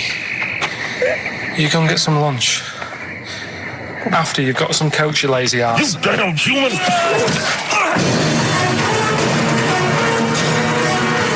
Powerful. Lovely. Excellent. So, what's the question? If you've been listening to the whole show, how many volcanoes do I think's on the island of Lanzarote? Okay. Yeah. I might have it wrong, what I've been saying, but it's roughly around that. Yeah, so what have you been saying? Yeah. Yeah. Brilliant. Ricky.gervais@xfm.co.uk. You're more likely to win the prize if you leave your address on the email. Yeah. Because otherwise we can't really be bothered to phone people or email them back. So, Good point. Put your address on there and you could win some crap. In a jiffy bag. Karl's theme tune there by Placebo. Special Needs on XFM 104.9. All right. New Year's resolution, Karl? I don't know.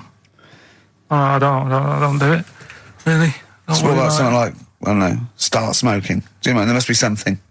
No, it's a waste of time, isn't it? Don't bother with that. Right. You, Steve? Yeah. Me, no, I've never really made any New Year's resolutions. I just be good to people. Just treat everyone as you want to be treated yourself. Give to charity.